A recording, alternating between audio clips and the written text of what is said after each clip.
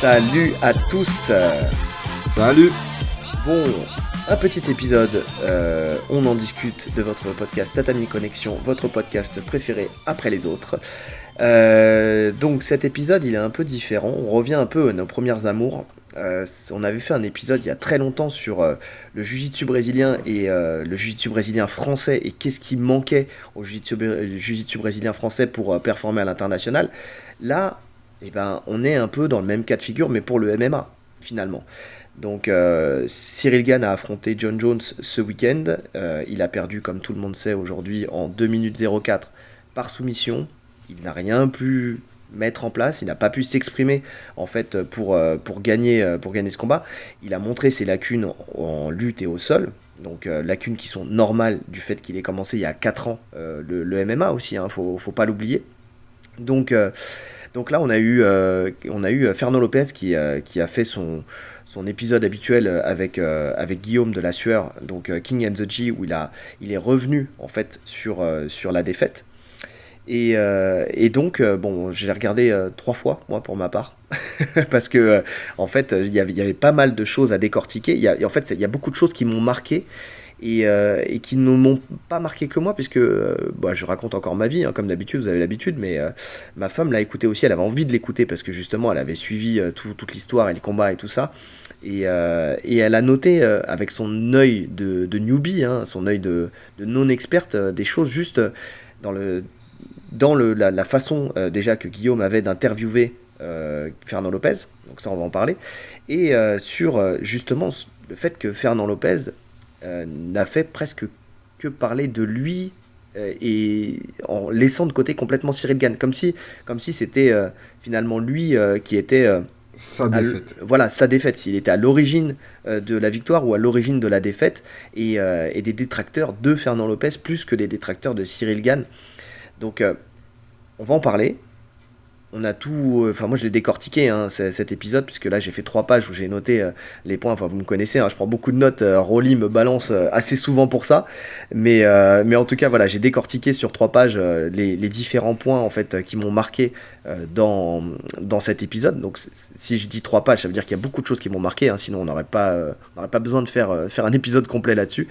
Donc la formule MMA Factory, comment il fonctionne, comment ils organisent le coaching de leurs élèves, comment ils voient la stratégie en fait pour faire grimper un combattant à l'UFC, ce genre de choses. On avait déjà des éléments. Là, au travers de cette défaite, on en a d'autres. Ça permet de mettre en lumière aussi ce qu'on a déjà dit sur des précédents podcasts d'analyse aussi, tout simplement. Mm-hmm. Donc, parce qu'à chaque fois quand on analyse la boxe, la lutte et le sol de Cyril Gane, on mettait le point sur certaines choses, notamment sur le fait qu'il était très heureux d'apprendre des techniques, mais des techniques de haut vol, en oubliant les bases. Essentiellement des soumissions. C'est ça. Et que ces bases allaient lui manquer. Et qu'il y avait des choses qu'il faisait très bien, mais qu'il y avait des choses qui malheureusement il faisait moins bien. Donc là, on va pouvoir en parler, mais on va aussi pouvoir parler de est-ce que cette défaite va remettre des choses en question et va corriger, enfin, est-ce que le MMA Factory va corriger des choses pour justement faire en sorte que ça ne se reproduise plus, en fait, tout simplement, parce qu'on a un Assourdine derrière, on a pas mal de gens derrière, en fait, qui veulent prétendre à une ceinture. Maintenant, est-ce que les choses vont être faites pour que ça ne se, pour qu'on puisse atteindre cette ceinture, cette fameuse ceinture française qu'on attend et qui pour l'instant nous glisse entre les doigts au fur et à mesure du temps, parce que voilà, on y est, on est aux portes, on est là, mais au dernier moment il manque cette dernière pierre à l'édifice, quoi.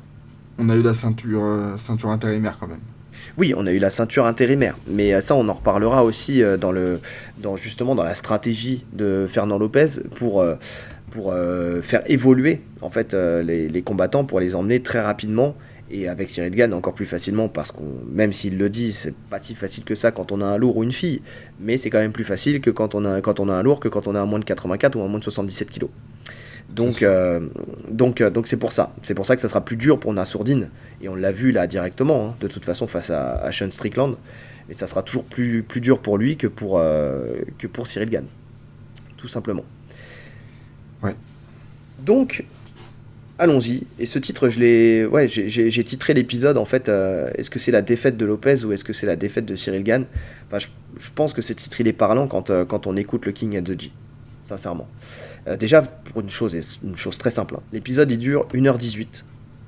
Sur 1h18, il y a, allez, ils vont parler du RS pendant quoi, les 5-6 dernières minutes. Donc allez, sur 1h10 on va dire. Il y a 90% de Lopez qui parle de Lopez, en fait, tout simplement. Vraiment. Il parle très peu, très peu. En fait, il se défend, lui. C'est comme s'il était agressé et qu'il répondait qu'à ses détracteurs au travers de cet épisode.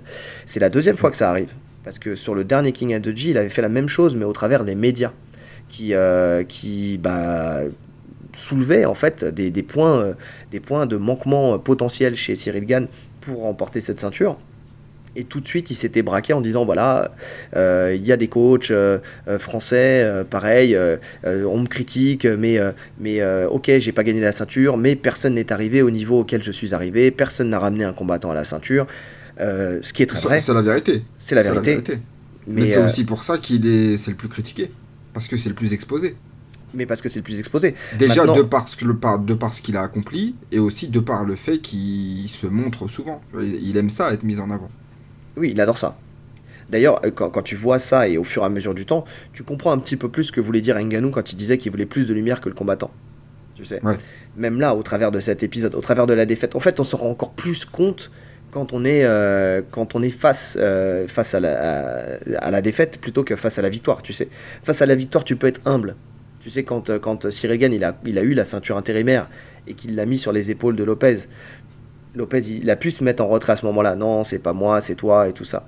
Mais là, quand on est face à l'adversité, c'est là qu'on voit le véritable caractère. Tu vois. Et c'est là qu'on voit que là, il n'y a plus de mise en retrait. Alors après, on peut lui mettre au crédit que c'est peut-être que, vu que Cyril Gane est attaqué, il défend peut-être aussi Cyril Gane. Tu sais, en disant tout ça, en prenant toute la faute sur lui, c'est peut-être un moyen aussi de décharger Cyril Gane. C'est une possibilité. C'est possible. C'est une possibilité.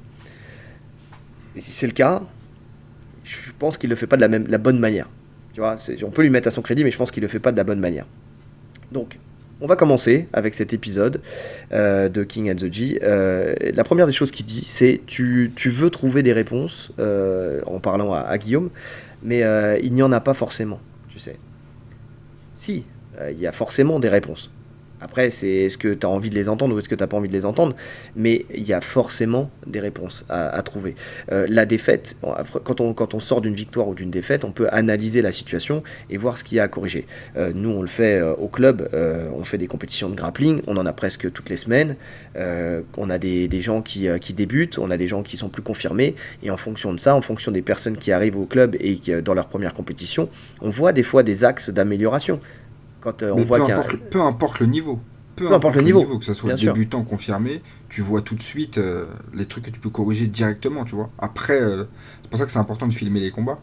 Parce qu'après avoir analysé la vidéo, tu vois tout de suite les erreurs les plus flagrantes. Est-ce que tu peux corriger ? Oui, c'est-à-dire qu'après, quand tu vas retourner au club, eh ben, tu vas organiser ta séance différemment. Nous, c'est quelque chose qu'on fait très souvent, où à force d'analyser justement ce qui a péché dans les combats et les erreurs récurrentes, on va faire en sorte de modifier en fait même le déroulé de l'entraînement pour faire en sorte de pouvoir de maximiser le temps en fait de correction des erreurs. Tu vois. Donc il y a toujours une réponse à trouver. Le problème c'est que très rapidement, on voit que Lopez, il va se raccrocher dans cet épisode à des exemples en fait en disant en se dédouanant, en disant mais on n'est pas les seuls. En fait, on n'est pas les seuls à avoir vécu des défaites rapides. Et le premier exemple qu'il prend, et très mauvais exemple, il parle de José Aldo. José Aldo et son KO en 13 secondes, si mes souvenirs sont bons. Ouais, c'est ça, contre Connor. Contre Connor. Alors il dit, est-ce que c'était psychologique ? Est-ce que c'était juste le fait que Connor était plus fort ? Est-ce que ceci ? Est-ce que cela ? C'est pas comparable. C'est pas comparable. En tout cas, ça colle pas... c'est pas comparable, mais à la fois, ça en dit long. Parce que prendre un KO en 13 secondes sur le premier échange, t'es pas encore dans ton combat, tu viens, tu fais une erreur en fait, tout simplement, tu te jettes un petit peu, et en plus on remet le contexte, hein, José Aldo, il fallait comprendre qu'il y a eu un bif entre José Aldo et Conor McGregor qui a duré des Qui a mois et duré des longtemps. mois et des Parce que mois. le premier combat avait été annulé, donc ça avait duré encore. Ça avait été une tournée mondiale, hein, au niveau de la promotion. C'est ça. Donc il était 24-24 avec Connor dans les pattes. Il en pouvait plus. Il en pouvait plus, et puis il était rentré complètement dans sa tête, et puis c'était parti loin, parce qu'il parlait de son pays, il crachait sur les Brésiliens, il crachait sur tout. Enfin, il y avait tout un à côté où derrière, il a fait en sorte que José Aldo se précipite sur lui et essaye de le massacrer. Là, on voit un Cyril Gane qui, normalement, et c'est ce qu'il se dit à chaque fois, et c'est ce qu'il lui dit à chaque fois, est détaché de l'événement. En fait, détaché psychologiquement, c'est-à-dire que c'est un homme comme un autre, de toute façon, il est GOAT, ouais, mais il y a un match, je vais arrêter sa legacy aujourd'hui. Enfin, vraiment, on est là, on est détendu, on rigole. Alors, pour tous ceux, je le dis tout de suite parce que ça peut être le moment de le dire, tous ceux qui critiquent ce truc où justement Cyril Gane danse, s'amuse, joue à la console, ce genre de choses, Moi, ça me dérange pas, ça. ça me dérange pas plus que ça. Nous-mêmes, dans notre club, on a plus à rigoler dans les compétitions plutôt que d'être trop sérieux. Et puis surtout, il faut comprendre que Mais c'est propre à c'est une lui. nature. Voilà, c'est une nature C'est qui est propre ça. à lui. Il faudrait même pas le modifier sur ça, parce que il serait moins performant si tu l'obligeais à être sérieux. C'est ça. En fait, il y a différents types de combattants dans l'approche d'une compétition. Il y en a qui vont se mettre dans la bulle. Moi, je me souvenais d'un mec au championnat du monde de pancration qui, lui, en fait, on arrivait à l'hôtel 48 heures avant. Il disait maintenant, les gars, vous me parlez plus. Vous me parlez plus. Il était là, pouf, poker face. Il se mettait dans sa bulle, il était vénère. Un mec qui est comme ça, par exemple, c'est Tom Duquesnoy. Ouais, c'est ce que tu m'avais Ouais. raconté. Tom Duquesnoy, quand on a fait les premiers championnats du monde amateur, donc on était là, moi j'étais là pour le pancration.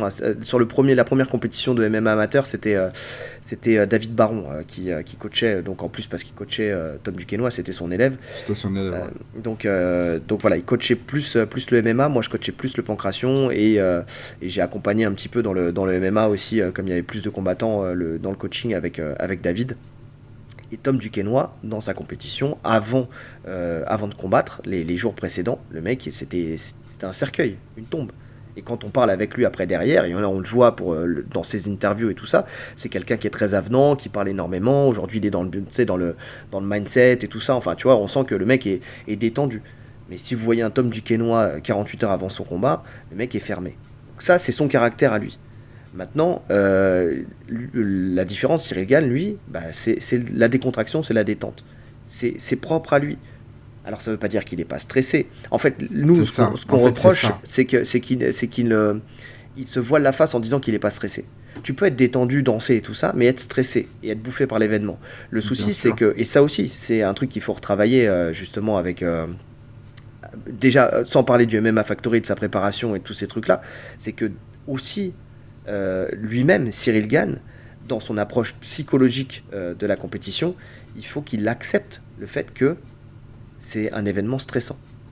Que tu combattes contre, on en avait parlé d'ailleurs dans l'analyse, contre justement pour John Jones, que ce soit que tu combattes contre Ngannou, tu sais qu'il y a l'historique avec ton coach et tout ça, et que ça va te rentrer un petit peu dans la tête, ou que là tu combattes contre John Jones, qui revient avec beaucoup d'incertitudes, qui est un GOAT, enfin en tout cas dans la discussion des GOAT, forcément, tout le monde va te le dire, dans les interviews, partout, on va te dire que attention, John Jones c'est un mec qui est super chaud, attention, tu as toutes les chances de perdre, attention, il va t'amener au sol, il va te dominer. Toutes ces choses-là. Et en fait, ces choses-là, il faut les prendre en considération. Et si tu les écartes en disant mais non, moi ça me touche pas, mais elle te ronge silencieusement en fait, c'est ça le problème. Et là, le truc, c'est Bah, que ça s'est vu, hein. ça s'est vu. Ça s'est vu dans le langage corporel. Tu sais, Ouais. quand Lopez dit ouais, on a toujours combattu avec du love et tout ça, quand Cyril Gane fait des cœurs et tout ça, bon, ça, on peut en rigoler ou pas. Nous, on en a rigolé justement. Il y a les maîtres fumiers, j'ai appelé les maîtres transpi, les rois de la transpi, les maîtres fumiers qui ont repris d'ailleurs le petit bout, le petit passage où on parle de ça avec le cœur. Oui, l'un n'empêche pas l'autre, mais là on sentait que Il était voilà, c'est quand on disait voilà, quand je le dis, en plus il fait le cœur, il a la tête dans les épaules, enfin la tête rentrée dans les épaules. On sentait qu'il n'était pas voilà, il Mais était bouffé par l'événement, mais il l'acceptait pas. même dans le face-à-face, quand ils font le face-à-face à la pesée, où il paraît plus petit, Oui, je sais pas alors qu'il est si plus t'as grand, vu, alors qu'il est plus grand. En tout cas, ils font la même taille. Tu au vois. moins. Alors, Voilà, au moins la même taille. tu sais, c'est toujours le nombre de manifestants selon la CGT et selon la police. En fait, selon l'UFC, Exactement. il faut la même taille et selon d'autres, il y a 2 centimètres de plus pour Gann. Mais Ok, bon, en tout cas, il n'y a pas une différence de taille de ouf. Et Gann paraît plus petit. ouais, Parce exactement. il est tassé, tu vois. Il Il est prend ramassé. pas d'espace. Ouais, il est ramassé. En fait, on sent physiquement, on voit le poids de l'événement sur lui. Tu vois, Il se fait petit. c'est ça. Donc là, et c'était pas le trash talk, parce qu'il y a eu de la vanne, tu vois. Il y a pas eu de trash Mais il n'y a talk. pas eu de trash talk. Ouais, voilà, il y a eu de la vanne. D'ailleurs, on voit Fernand Lopez plus tard qui parle du fait qu'il a été choqué qu'on le tacle sur ses vêtements, ce genre de choses. On sent que Fernand, et c'est là où on dit est-ce que c'est la défaite de Fernand parce qu'il prend les choses très à cœur sur lui. Vraiment, c'est vraiment là, on dirait que c'est lui qui est attaqué particulièrement. Sauf que en vrai, c'est juste de la vanne. C'est tout. Il s'est fait traiter de sapeur. Bon, voilà, ça s'arrête là. Il n'y a pas besoin d'être choqué, en vrai. Il faut pas en faire, Ouais. il faut pas en faire. Normalement, il aurait même pas dû en parler là dans cet épisode-là, parce que ça, encore une fois, je le dis, mais C'est parce que drôle, même. c'est drôle. Franchement, Mais John, ça s'il en, dit ça de toi, je rigole. mais oui, mais ça en dit long encore une Toi, fois, parce que l'enfoiré. dans le fait d'améliorer les choses, tu sais, dans le fait d'améliorer les choses pour le futur, mais si tu commences à t'attarder sur le fait qu'on parle de ton physique et qu'on parle de ton vestimentaire, mais laisse tomber. Ça veut dire que derrière, t'es déjà trop fragile pour aller faire un combat à la ceinture. Même toi en tant que coach, tu vois. T'es déjà trop fragile. Et on le voit. Et quand je dis ça, pourquoi la fragilité? Parce que derrière, ça. Après, dans le coaching, tu sais, et on l'a vu avec le combat contre Ngannou, et on l'a vu de Nasruddin contre Sean Strickland, en fait, c'est dans les choix que tu fais dans le coaching. Est-ce que tu es confiant dans ton combattant? Est-ce que tu n'es pas confiant dans ton combattant? Est-ce que tu es confiant dans ton coaching à toi, dans ce que tu as inculqué à ton élève? Ou pas? Et on sent il est trop sensible à la critique. Et en fait, derrière, comme il est sensible à la critique, est-ce qu'il va faire les bons choix? Tu vois, est-ce que c'est calculé ou pas? Comment dire, quand Cyril Gane combat contre Ngannou et qu'il lui dit t'as perdu, il faut que faut que tu fasses un coup d'éclat, entre guillemets, faut que tu gagnes par soumission ou par KO, est-ce que c'est une réalité? Est-ce qu'il le pense vraiment? Ou est-ce que c'est parce que derrière, il pense à lui, à la hype qu'il aura? Je t'en avais parlé en off de ça, en fait. Ouais. Si derrière, Cyril Gane, il met une clé de talon à Ngannou, et que juste Ah, c'est avant, le feu. mais oui, et surtout les mêmes, on va dire quoi? On va voir Fernand Lopez qui dit juste Qui avant demande, t'es en train de perdre, faut il faut finir. que tu finalises, et derrière t'as Cyril Gane qui finalise. Waouh, Fernand Lopez est le meilleur coach du monde, tu vois. Je vais reprendre un peu ce que dit Fernand Lopez, en fait, la manière dont il aborde en fait ce que les gens disent de lui, tu vois. Mais c'est vrai, là, ça aurait été le meilleur coach du monde. Derrière, il se fait critiquer. Maintenant, tu prends un risque quand tu le fais, tu vois. Tu prends un risque quand tu le fais. Et il choisit de prendre ce risque-là. Parce qu'en vrai, il savait pas s'il allait gagner ou perdre le combat. Il y avait 2-2, Il y clairement. avait 2-2 à ce Tu vois, moment-là. il y avait 2-2 à ce moment-là. Et ouais, tu peux très bien dire fais un round significatif, tu vois. Mais là, il a conduit son athlète à la défaite. Parce que mieux géré, on en avait déjà parlé dans le débrief, mieux géré sur ce round-là, il pouvait le gagner très largement grâce à l'amener au sol qu'il avait capitalisé. Derrière, s'il n'attaque pas la clé de talon, mais qu'il est plus dans le Mais il contrôle a et juste qu'il à gagne rester du temps, au-dessus. Hein. il est bon. Et oui, il est bon. Bon, après, on sait pas ce qui serait passé si ça s'était passé, mais en tout cas, il était dans une position dominante où on sait que tu n'abandonnes pas cette position. Ah non, ça c'est sûr. Tu n'abandonnes pas cette position. En tout cas, tu prends pas le risque d'attaquer la clé de talon dans la stratégie. Quand tu essaies d'être stratégique dans ton combat, quoi. Et surtout quand tu es à 2-2 et que tu sais que si tu attaques une clé de talon ou n'importe quelle autre clé de jambe, et on en a parlé dans l'analyse face à John Jones, derrière le mec remonte sur toi et derrière tu as perdu, quoi. Donc voilà. Donc premier exemple, il prend José Aldo et son KO. C'est pas forcément la meilleure des choses à faire parce que la situation elle est complètement différente de celle de Cyril Gane. Où là, c'est pas une erreur, c'est pas tu prends juste une frappe et tu tombes KO, mais c'est vraiment le fait qu'il ait été annihilé. On peut pas considérer ça comme la même erreur, parce que déjà ça se passe debout, donc debout c'est un autre monde, on sait que n'importe qui peut tomber sur une frappe, Mhm. et c'est surtout que José Aldo, on sait que c'est un super boxeur. Le mec est déjà champion à ce moment-là, il a lavé toute la KT, et on sait qu'il boxe bien, tu vois, donc il n'y a pas d'erreur de boxe en soi. On sait que c'est plus émotionnel, là, on sait qu'il lui est rentré dedans par rapport à ça, il avait le seum. Exactement. Donc l'exemple n'est D'ailleurs pas... j'aurais bien voulu voir la revanche. Moi aussi. Mais bon, ça c'est un autre sujet. Ça ne s'est pas fait. Donc effectivement, en tout cas, on voit que c'est pas le bon exemple. En tout cas, sur le premier exemple, c'est pas le bon exemple. Ensuite, il parle de délégué. Il parle de quelqu'un qui lui a envoyé un message et qui lui dit voilà, Fernand Lopez, il faut que tu délègues peut-être et tout ça. Et c'est ce que tout le monde demande en fait. Tout simplement, là, nous, la première des choses, enfin, ça fait longtemps qu'on le dit, tu ne peux pas tout enseigner tout seul. C'est-à-dire, les grosses teams ont toujours des coachs différents pour la boxe, pour la lutte et pour le sol. Et après, il y a un head coach qui, lui, chapeaute tout ça. Là, on l'a vu d'ailleurs, John Jones, quand il a C'est ce qu'il est. quand il est à la Enfin, Jackson non, c'est le Wing, head coach. c'est le head coach. Mais quand tu vois John Jones, par exemple, quand il parle de ses coachs, et quand il est à la Jackson Wing, il sait, voilà, on voit dans le countdown où il est en train de lutter, c'est un coach de lutte. T'as un mec, c'est coach de boxe. Tu prends Henri Cerudo, lui c'est encore un peu différent parce que c'est vrai qu'il a de la compétence un peu partout. Mais en tout cas, Henri Cerudo, il apporte en lutte, un peu en boxe, mais c'est surtout en stratégie, tu vois. Et derrière, il n'imagine pas, on le voit pas enseigner le sol aux personnes qui le coachent. D'ailleurs, on l'a dit, Henri Cerudo, c'est plus un mec que tu vas voir que quand tu es déjà formé, tu vois, où tu as déjà un camp, tu as déjà des coachs, tu as déjà tout ça, mais lui, il va t'apporter plutôt le mindset de la compétition, tu vois. Ouais. Et là, c'est ce qui s'est passé. Il n'était pas dans le camp de John Jones, dans le coin de John Jones. Dans le coin, c'était la Jackson Wing, avec un coach de boxe, avec un coach de lutte, avec un autre head coach. Enfin, tu vois, c'était vraiment différent. Et il était, lui, dans le public. Parce que ça y est, le mindset, tu as pu à travailler le mindset quand t'es quand t'es dans la cage. C'est fini. Là, maintenant, tu as besoin de quelqu'un qui te donne une bonne indication au bon moment, au bon endroit et au bon moment. Et quand on lui parle de déléguer, en fait, lui, la chose qu'il voit, c'est plutôt déléguer du temps. Enfin, c'est déléguer pour gagner du temps. Et ça, il en parle à 2 reprises.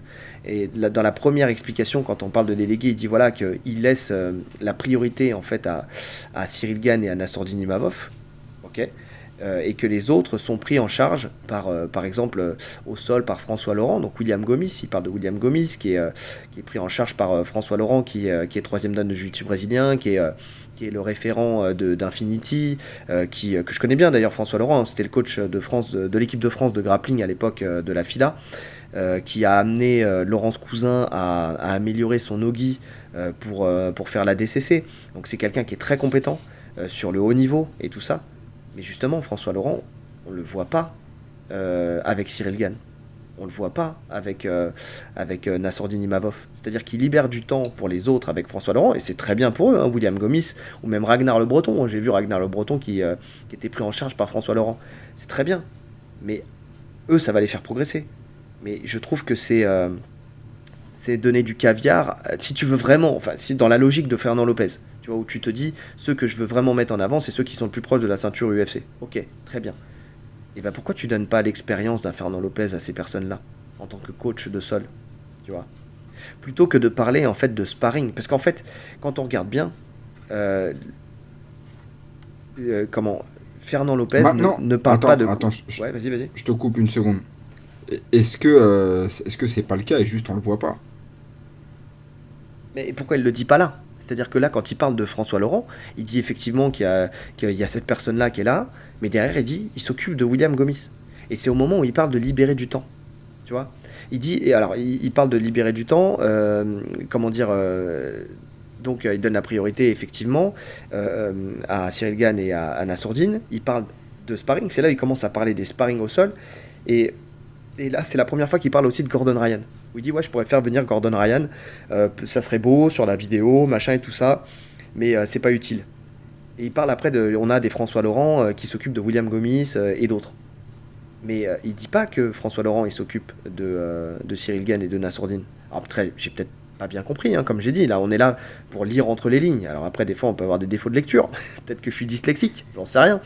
Mais en tout cas, de ce que je comprends et de ce que je vois sur les vidéos d'entraînement, tu ne vois jamais François Laurent. Tu vois Reda. Déjà, on voit quasiment jamais de sol. On voit quasiment jamais de sol. Alors ça, après, il s'en justifie, en fait, derrière. Il dit que sur le fait que il bouffe du sol, il en bouffe énormément, mais qu'ils le font en cachette, et qu'il faudrait peut-être qu'ils fassent des séances en live, tu sais, de sol avec des Devante, et qu'ils les filment et qu'ils les montrent. D'accord? Alors, ils font des... Maintenant, attends. Est-ce qu'il bouffe du sol quand il est en prépa, ou est-ce qu'il bouffe du sol toute l'année? Parce que c'est deux choses différentes. Quand il est en prépa, puisque toute l'année, il s'entraîne pas en dehors des prépas. Il le dit lui-même. Ah, tu vois, mais en fait, le fond du problème, c'est ça déjà. Mais oui, et ça, bah, j'allais en parler plus tard, mais t'as raison, on peut en parler dès maintenant. Le truc, c'est que... Qu'est-ce qui Et fait là, que... là, en soi, c'est même pas Fernand qui est responsable. Là, c'est vraiment Cyril. Non, c'est les deux. Enfin, c'est les deux. Oui, c'est Cyril. Je suis d'accord avec toi, c'est Cyril, parce qu'il doit prendre conscience qu'il a des lacunes, et que ou alors que... Enfin, comment dire? Il doit prendre conscience que si il a un véritable objectif, il faut qu'il bosse continuellement. Tu vois, s'il veut vraiment prétendre à la ceinture, faut qu'il bosse continuellement. Maintenant, c'est aussi le problème de Fernand, qui doit aussi lui mettre le petit coup de pied au cul, comme il avait dit, parce que tout le monde reparle de cette vidéo, il dit ouais, je vais te faire bouffer du sol et de la lutte avec des Dagestanais, et ceci et cela, et en 6 mois, je ferai de toi une ceinture noire de jiu-jitsu brésilien. Et on en avait parlé à ce moment-là en disant, il est bien gentil, mais ceinture noire de jiu-jitsu brésilien en 6 mois, quand tu sais qu'il faut entre 8 et 15 ans pour avoir une ceinture noire de jiu-jitsu brésilien, bon, c'est une façon de parler, mais quand même, faut pas abuser. Derrière, effectivement, le sol. Pourquoi John Jones est aussi fort au sol? Parce que le mec, il fait tous les entraînements, même les entraînements collectifs. Il est là à tous les entraînements. Il passe il a les ceintures violettes, il est que ceinture violette de jiu-jitsu brésilien. Il a passé la blanche, non, tout le monde l'a, la blanche, c'est la seule que vous avez. On lui a donné la bleue, et ensuite la violette. Et derrière, il continuera jusqu'à la ceinture noire. Mais on lui fait pas de cadeau. Le mec kiffe. Et le mec kiffe. C'est ça. Il est dans un club à part, hein. Oui, c'est pas, il a la Gracie Barra. De son club de MMA, il a la Gracie Barra. D'ailleurs, il y a même vu faire des compètes de grappe. Oui, ça on l'avait vu. Déjà à l'époque, il avait combattu Naga. Il a fait même le combat là, le Submission Underground contre Dan Anderson. Ça, j'en avais parlé dans l'analyse, effectivement. Et c'est Jules Cafetao là qui connaît bien le coach justement de John Jones au sol, puisque c'est la même team, hein, c'est la Gracie Barra Paris, là, Jules Cafetao, qui disait qu'il avait été en relation avec c'est un ami de son coach, et que le mec travaille énormément sur le sol tout le temps. Il adore ça. Le truc, c'est que Cyril Gane, de ce que lui dit, par contre, c'est pas qu'il adore le sol, il adore les techniques extravagantes. Il adore le bling-bling du sol, tu vois, le sol Instagram, entre guillemets. Mais le problème, c'est que le sol Instagram, il vaut rien. En fait, le sol de tous les débutants, c'est parce que c'est ce qu'on kiffe quand on débute. C'est les soumissions. Ouais, sauf qu'il faut charbonner de la position avant de la soumission. La soumission, c'est ce qui arrive en dernier, en fait. Et puis la soumission, c'est vraiment pas le plus dur à apprendre, en vrai. Non. Non, c'est les formes de corps. La soumission, c'est pas le plus difficile à apprendre. Il y a les deux choses les plus difficiles à apprendre dans le jiu-jitsu brésilien, c'est les formes de corps. Déjà, dans un premier temps, c'est de savoir quoi faire, qu'est-ce que tu vas mettre en place quand quelqu'un va te prendre dans une position, comment tu vas sortir tes hanches, comment tu vas le repousser, comment tu vas ponter intelligemment. Parce que souvent, quand on ponte et on relâche tout de suite, ce qui fait qu'en fait, on soulève et on relâche la personne qui retombe dans la même position, et souvent peut même se réajuster. Quand on ponte, il faut ponter en continu, tu sais, prendre beaucoup de distance avec l'adversaire. En fait, on profite pour prendre de la distance, pour créer des espaces qu'on va exploiter. Donc ça, c'est quand on est en dessous, c'est les formes de corps, enfin en dessous et au-dessus. Et quand on est au-dessus, surtout, c'est les contrôles. C'est d'avoir des contrôles forts. Et ce qu'on appelle le jiu-jitsu invisible, comment mettre une épaule dans une mâchoire, comment placer sa main. C'est ça. Comment contrôler les hanches. Vraiment, ça, c'est des années et des années et des années pour comprendre ça. Exactement. Et tu as plus de facilité à le comprendre quand tu es léger que quand tu es lourd. Parce que quand tu es lourd, le poids joue pour toi. Tu vois. Donc c'est aussi pour ça, tu sais, et on va en reparler avec les sparring en fait, de Cyril Gane. C'est que les sparring ne sont pas à son poids aussi. Que ça soit en boxe, que ça soit au sol, les sparring ne sont jamais à son poids. Et donc ça peut jouer. Effectivement, ce qui est dur, c'est ça. C'est d'arriver et de prendre le temps d'avoir des bons contrôles, d'avoir la bonne saisie, d'avoir la bonne pression, de savoir comment se positionner. Parce que se positionner, quand on est sur un adversaire, d'un centimètre à un autre, la personne en dessous, elle respire plus ou elle est tranquille. Avoir quelqu'un sur soi, c'est pas forcément se sentir étouffé. Non, On peut avoir quelqu'un de 60 kilos sur nous qui nous met plus de pression qu'un mec de 100 kilos. S'il sait clairement. où mettre la pression. En fait, c'est ça le truc. Et c'est ça la beauté du jiu-jitsu brésilien. Mais pour ça, il faut en bouffer énormément. Et le problème, c'est que il n'en bouffe pas assez. Il n'en bouffe pas suffisamment. Et c'est ça. C'est un sport qui est très dur. Ayez conscience d'une chose. La première chose que je dis à mes élèves, c'est 10% des ceintures blanches deviennent ceintures bleues. Ceinture bleue, c'est la deuxième ceinture. 1% des ceintures blanches deviennent ceintures noires. Ça montre la difficulté de ce sport. Du fait qu'il faut être passionné pour le faire. Parce que si on n'est pas passionné, ou si on n'est pas piqué à un moment, on ne pourra jamais aller jusqu'au 1% des ceintures noires.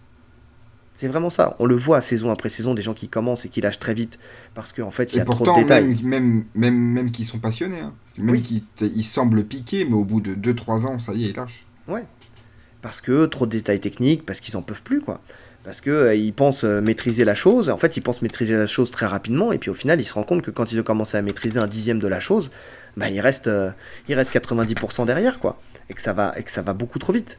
Donc il faut toujours être vigilant avec ça. Et le truc, c'est qu'on peut pas se permettre de travailler que 2 mois du sol, même intensément, pour combattre contre un mec qui est ceinture violette de jiu-jitsu brésilien. Ayez conscience d'une chose, quelqu'un qui a 3 mois de jiu-jitsu brésilien, si vous arrivez à la salle, il va vous rouler dessus. C'est impossible que vous dominiez quelqu'un qui a ne serait-ce que 3 mois de jiu-jitsu brésilien quand vous venez d'arriver à la salle. Pourtant, vous serez ceinture blanche de la même manière. Pourtant, le mec, il aura commencé en septembre et vous serez arrivé en décembre, tu vois. À poids égal, hein. Mais même lourd, même Bon, lourd. Non, mais ça sera plus compliqué. Mais honnêtement, mais regarde au club. Tu prends, nous, nos petits jeunes là, qui font 84 kilos, tu leur ok, ramènes. bah tu leur ramènes Reda. Et ben, je te jure que. Tu regardes les combats de Reda avec eux? Pardon, on est en train de faire une Ouais. digression de ouf. Et ben, je vous dis, il y a des mecs comme Ryan ou même des mecs comme Anis qui a commencé en septembre, ils dominent de la tête et des épaules Reda qui fait 114 kilos. Ouais, Alors parce que. qu'ils ont un physique de ouf. Ah, mais ils font 84 kilos. Là, je fais du concret. Tu m'as dit 80. Non, ils font, Voilà. ils J'ai font niqué ton 84 exemple. avec un. J'ai niqué ton exemple. Non, non, non, J'ai non, niqué non, ton non. exemple.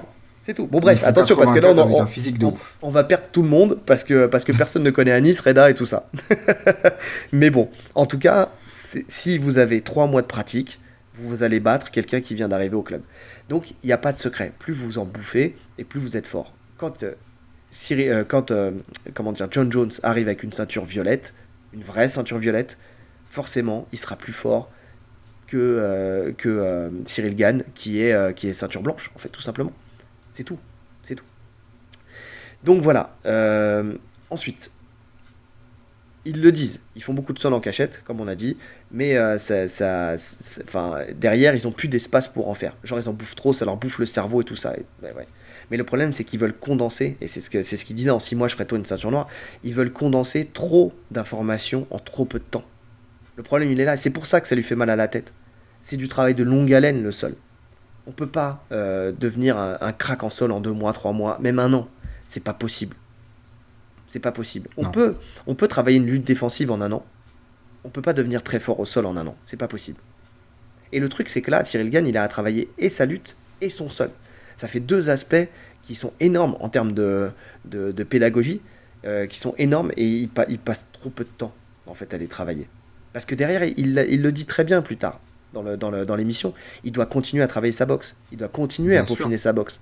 Parce qu'il ne faut pas qu'il la perde cette boxe. Il ne faut pas qu'il s'oublie. Et ça, c'est normal. Jamais personne va te dire l'inverse. Jamais personne va te dire il faut que tu travailles que le sol. Mais derrière, il faut le faire. C'est-à-dire que là où tu vas continuer à développer ta boxe, il faut que ça soit 40% du temps. Tu vois? Et le reste, tu dois bouffer du sol et du sol et du sol. Mais pas que quand tu es en prépa. Tout le temps. Tout le temps. En fait, c'est ça. Déjà, c'est ça, tout le temps. Parce qu'en prépa, en soi, t'apprends rien en prépa. Tu travailles sur tes acquis et tu les maximises le plus possible. En fonction de la stratégie que tu mets en place. C'est pas une zone d'apprentissage, la préparation. Oui. C'est hors prépa que tu t'améliores sur tes défauts. Oui, c'est ça. Tu vois, là, Jones qui nous dit qu'il a bossé grave l'anglaise, qu'il a fait du physique, il a, bossé vraiment ses défauts. Oui. Mais au jour le jour. Voilà, Et parce qu'il bossait dessus pendant 3 ans et qu'il n'était pas en prépa. Mais en prépa, là, il a dû faire que sa stratégie, que de la lutte. hmm, oui, c'est ça, ce qu'il avait mis en place. En fait, dans une prépa, voilà, c'est exactement ça. En fait, c'est bien ce que tu dis, parce que je te valide toujours, tu sais. Parce que Merci. effectivement, la prépa, c'est fait pour préparer un combat. C'est pas fait pour apprendre une discipline. En fait, il est là, voilà. Mais c'est parfait. Ce que tu viens de dire, tu vois, c'est exactement ça. Qu'est-ce qui manque dans le MMA Factory, c'est ça. C'est que tu n'apprends pas une discipline dans une prépa. Tu peux pas bouffer du Non? sol, tu peux pas avoir un mec qui t'explique le sol dans une prépa, c'est pas possible. Là, on fait du spécifique, il y a un game plan et on travaille autour de ce game plan. Quand Volkanovski, puisqu'il prend cet exemple de Volkanovski et de Craig Jones, parce que quand il parle de Gordon Ryan, en fait, c'est comme s'il se moquait un peu de Volkanovski et des gens qui disent ouais voilà Volkanovski, il a pris Craig Jones, machin, c'est une rosta et tout ça. Nous on devrait prendre Gordon Ryan, parce que c'est ça que ça veut dire. T'as le numéro un, le numéro 2. Sauf que le problème, et je pense qu'il fait un pied de nez aussi à RMC Fighter Club qui parle souvent justement de cet exemple de Volkanovski avec Craig Jones. Parce qu'ils sont un peu en bif des deux. Mais ce qu'on veut dire par là, c'est que quand Volkanovski prend Craig Jones, c'est parce que déjà ils se connaissent depuis des années, parce qu'ils travaillent ensemble depuis des années. Parce que Craig Déjà, Jones, les deux sont australiens. déjà, et parce que Craig Jones a mis en place un décortiquage du jeu des Dagestanais que derrière, il a appris à Volkanovski. Il lui a pas appris à faire du sol. Il a fait du sol d'un point de vue de son game plan. Anti-Makachev. Voilà, il a fait que ça. Anti-Makachev, c'est ça. Exactement. Sauf que Volkanovski travaille son sol, puisqu'il le dit, Craig Jones le dit lui-même, qu'à chaque sortie, à chaque fois qu'il se voit, il voit Il que progresse. justement il a progressé. Donc ça veut dire qu'il a travaillé son sol, au jour le jour, parce que c'est un bosseur. Donc c'est ça le problème de justement de Fernand Lopez, c'est de ne pas conscientiser cette chose-là et de ne pas être honnête là-dessus. Tu vois. C'est bien beau de dire on a bouffé du sol à n'en plus finir. Mais c'est pas ce qu'on demande. Ce qu'on demande, c'est que ça soit du travail de longue haleine. C'est que si tu aimes le MMA, si tu veux en faire ta discipline, il faut que tu fasses du sol. Il faut que tu en fasses beaucoup. Il faut que tu ailles chercher tes ceintures au fur et à mesure du temps. Il prend l'exemple d'Adesanya. Adesanya, et il dit ouais, il perd car il sait pas faire de boxe. Enfin, tu vois, il prend des exemples comme ça. Il dit ouais, Adesanya il a perdu parce qu'il sait pas faire de boxe. Gordon Ryan il s'est fait étrangler par Nicky Rod. Des exemples comme ça. Mais c'est des exemples encore une fois. C'est pour étayer son propos. Mais derrière ces exemples ils veulent rien dire. Tous les exemples qu'il prend, que ce soit. Là on va s'attarder sur les exemples de combattants, mais après il prend sur les exemples de coach. Ça veut rien dire. Adesanya il perd en boxe, il se met mettre KO. Déjà après avoir dominé sur 5 rounds, et il se fait mettre KO par un mec qui est double champion du Glory. Donc c'est-à-dire qu'il en termes de niveau de boxe, a le même niveau de boxe que lui. Mais surtout qu'il l'avait déjà battu par KO. Enfin, le mec l'avait déjà battu. Oui.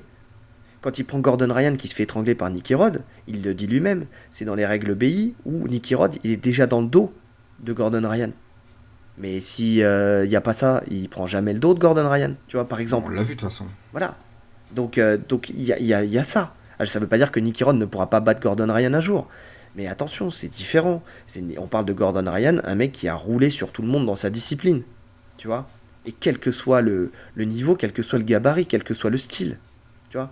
Là, il fait des comparaisons avec un mec où Cyril Gane, grand champion qu'il est, n'a affronté que des strikers. C'est la première fois qu'il affronte un lutteur. Tu vois. Donc C'est la c'est première fois qu'il affronte un lutteur. c'est vraiment ça. C'est vraiment ça qui pose problème. Tu vois. Et là, t'as Guillaume de King and the G qui lui demande ce qui bloque en fait pour la lutte, tu vois. Parce qu'il essaye. Et ça, c'est vraiment un truc. C'est que là, on a vu un Guillaume, et ça, ma femme l'a remarqué, et vraiment, elle l'a entendu, qui a essayé au Moi fur et à aussi. mesure, et ouais, on l'a tous capté, je sais pas si Bah, vous en l'avez fait, capté. on a senti qu'il passait des messages. Ouais, Alors, il pensait vraiment les questions qu'il disait. Hein. ouais, C'était plus lui qui posait les questions, mais il disait que c'était les gens, tu vois. Parce qu'il n'osait pas aller au bout de sa pensée. c'est ça.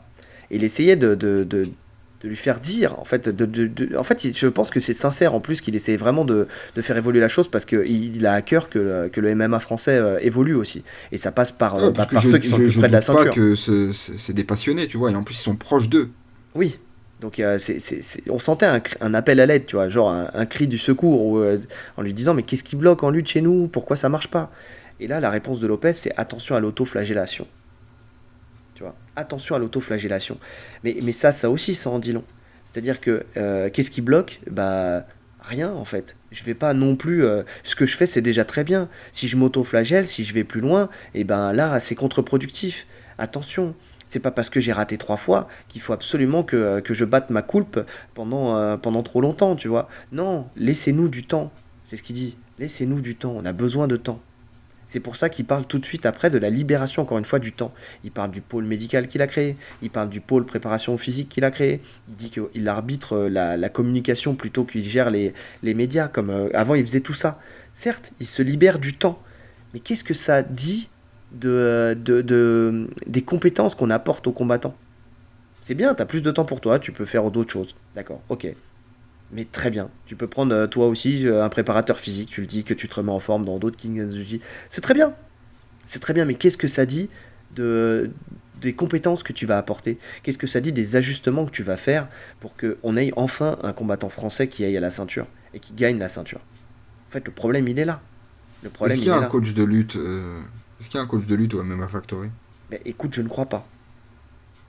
En tout cas, quand tu regardes les entraînements, parce que, ok, qui mettent cachés les préparations physiques, je comprends tout à fait. Tu vois, qu'ils les filment pas et tout ça. Mais le MMA Factory partage beaucoup de vidéos des cours collectifs. Et j'ai pas l'impression qu'il y ait un coach de lutte. Tu les vois tout le temps striker.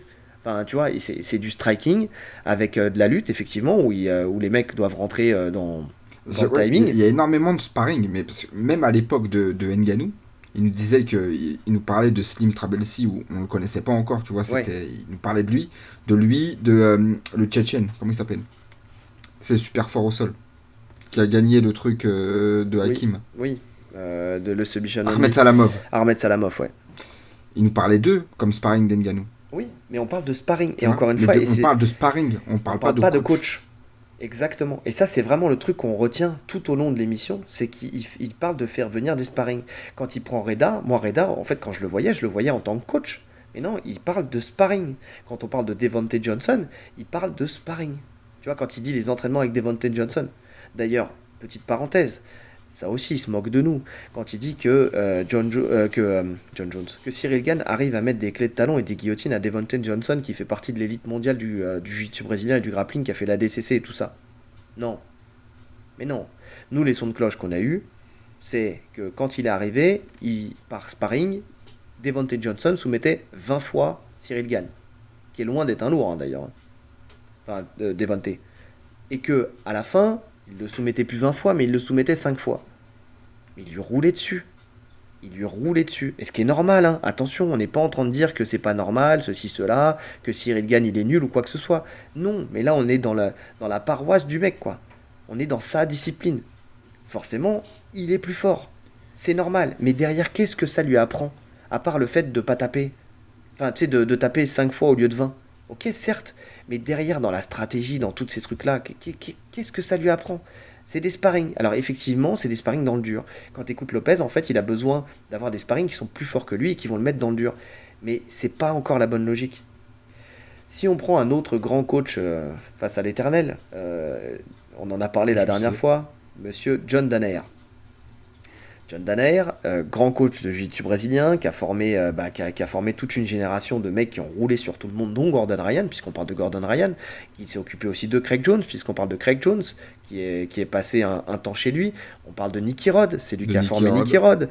Donc voilà, toutes les personnes qui sont citées par Fernand Lopez sont passées par les mains de Danaher. Et les a, pour Gordon Ryan en tout cas, l'a créé de toutes pièces. Pour Nicky Rod aussi, l'a créé de toutes pièces. C'est-à-dire il a pris la personne et il l'a fait monter au plus haut niveau.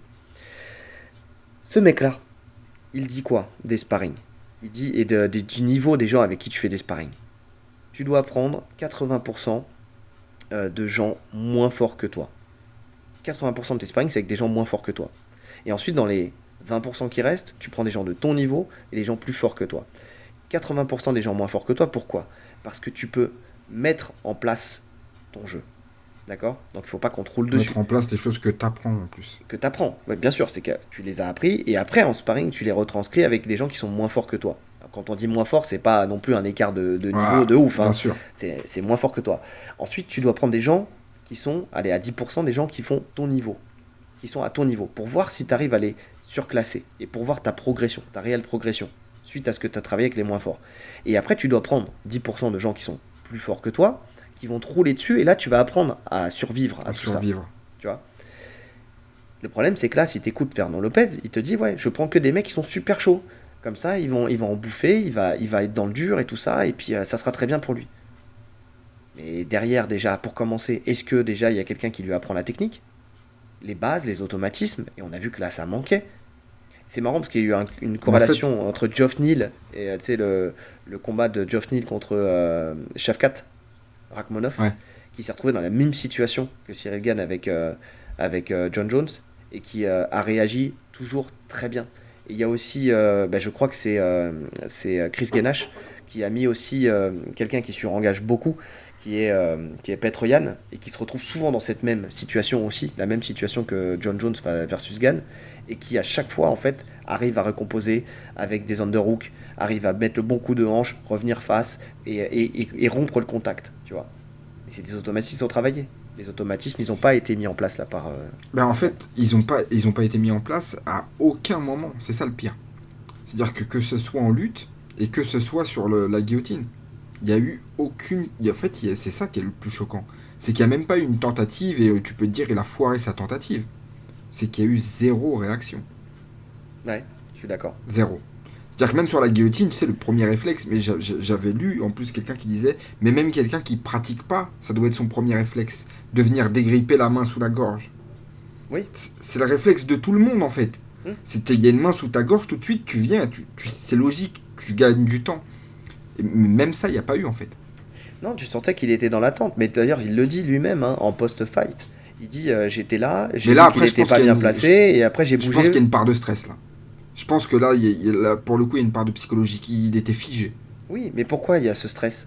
Parce qu'il n'a pas les automatismes. Parce que tu sais pas quoi faire. Mais oui, quand tu sais quoi faire, tu stresses pas. Je vais te citer un exemple de la vie de tous les jours. Tu viens d'avoir ton permis. T'as un mec qui pile devant toi. Tu paniques, tu lui rentres dans le cul. Parce que t'as raté ta pédale de frein, parce que ceci, parce que cela, tu vois. Parce que tu savais pas, t'as pas les automatismes. Mais après, quand t'as 15 ans de permis, un mec qui pile devant toi, bah tu freines. Ouais, ça t'arrive plus. Tu paniques pas, tu dis tu vas l'insulter. Tu dis pourquoi il pile ce connard, tu vois. C'est tout. C'est le seul automatisme que tu auras en plus, c'est celui-là, tu vois. Mais au final, tu auras réagi, tu seras pas rentré dans le cul de la personne qui est en face de toi. Bah là, c'est la même chose, tu vois. Il lui manque ces automatismes. Donc voilà. Après avoir dit qu'il a libéré du temps, il commence à entamer là les exemples avec les coachs. Et ça aussi, je trouve ça, encore une fois, on parle de qu'est-ce qu'il a manqué normalement, qu'est-ce qu'il a manqué à Gane pour gagner. Et là, encore une fois, il ramène l'histoire à lui avec le coaching. Qu'est-ce qu'il a manqué au coach, en fait, pour que Cyril Gane ne gagne pas. Tu vois, c'est toujours cette même chose-là, quoi. Et donc, il parle de Trevor Whitman, qui dit qu'en 2021, il a été le meilleur coach, et qu'en 2022, enfin, après toutes les défaites, il n'est plus le meilleur coach. Ouais, d'accord, mais on lui tient pas rigueur. On lui en tient pas rigueur. Mais ça, déjà, on n'en sait rien. Déjà pour commencer. Et puis oui, forcément, il a été meilleur coach en 2021 parce qu'il avait une Rose Namajunas qui avait repris sa ceinture, parce que il y avait Kamaru qui avait défendu sa ceinture, et en plus, il arrivait à faire ça dans la même soirée. Tu vois, il coachait les mecs dans la même soirée et il arrivait à performer et à faire en sorte qu'il y ait 3 personnes qui gagnent sur la même soirée, que ça soit Justin Gaethje, que ça soit même s'il n'avait pas la ceinture et tout ça, Rose Namajunas et Kamaru Usman. Donc oui, là tu te dis, le mec, il y a un truc en plus, tu vois. Parce que le mec, déjà, il a plusieurs personnes qui sont soit détenteurs d'une ceinture, soit prétendant à une ceinture. C'est le gratin. C'est ça. Et derrière, c'est des gens qui les ont et qui performent et qui les conservent. Alors oui, après en 2022, ils ont perdu les ceintures, mais quand il va y avoir les MMA Awards ou quand il y a eu les MMA Awards de 2022, bah, il n'était plus coach de l'année. On parle de coach de l'année à un instant T, tu vois. Demain, Fernand Lopez ramène Nassourdine et Cyril Gane à la ceinture et gagne la ceinture. Bah, il est coach de l'année. Il est coach de l'année, très bien. Et alors, qu'est-ce que ça dit de lui et qu'est-ce que ça dit de... je suis en train de parler comme ma psy, là. Qu'est-ce que ça dit de lui? Qu'est-ce que ça dit du fait que derrière, il sera en capacité de ramener quelqu'un à la ceinture? Rien du tout. Cet exemple, il ne fonctionne pas. Et là, tu as Guillaume qui lui dit, qui essaie de lui faire comprendre, mais le problème, c'est pas que Trevor Whitman, il est gagné ou perdu. Mais toi, tu es plus un José Mourinho, tu vois, ou un Conor McGregor. Il dit, tu te mets en avant. En fait, le truc, c'est peut-être de moins se mettre en avant. Et donc, Lopez, tout de suite, se braque, encore une fois. tu trouves que je communique beaucoup, machin, dis-moi en quoi j'ai trop communiqué. Si on est trop confiant, on nous dit qu'on est arrogant. Si on n'est pas assez confiant, on nous dit qu'on est trop fleur bleue. Donc voilà, c'est. Enfin, qu'est-ce que ça veut dire ça, ça veut rien dire, on s'en fout, c'est pas ce qu'il est en train de te dire, c'est que tu subis des critiques et il essaie de lui faire comprendre qu'il subit des critiques parce que, encore une fois, on le dit, c'est parce qu'il parle beaucoup, en fait, parce qu'il se met beaucoup en avant, tu vois. Et quand il lui Ouais. dit juste après, Cyril, il faudrait que Cyril soit plus Fernand et inversement, que Fernand soit plus Cyril, en gros, qu'est-ce qui est caché là-dedans? Qu'est-ce qu'on peut lire entre les lignes de ça?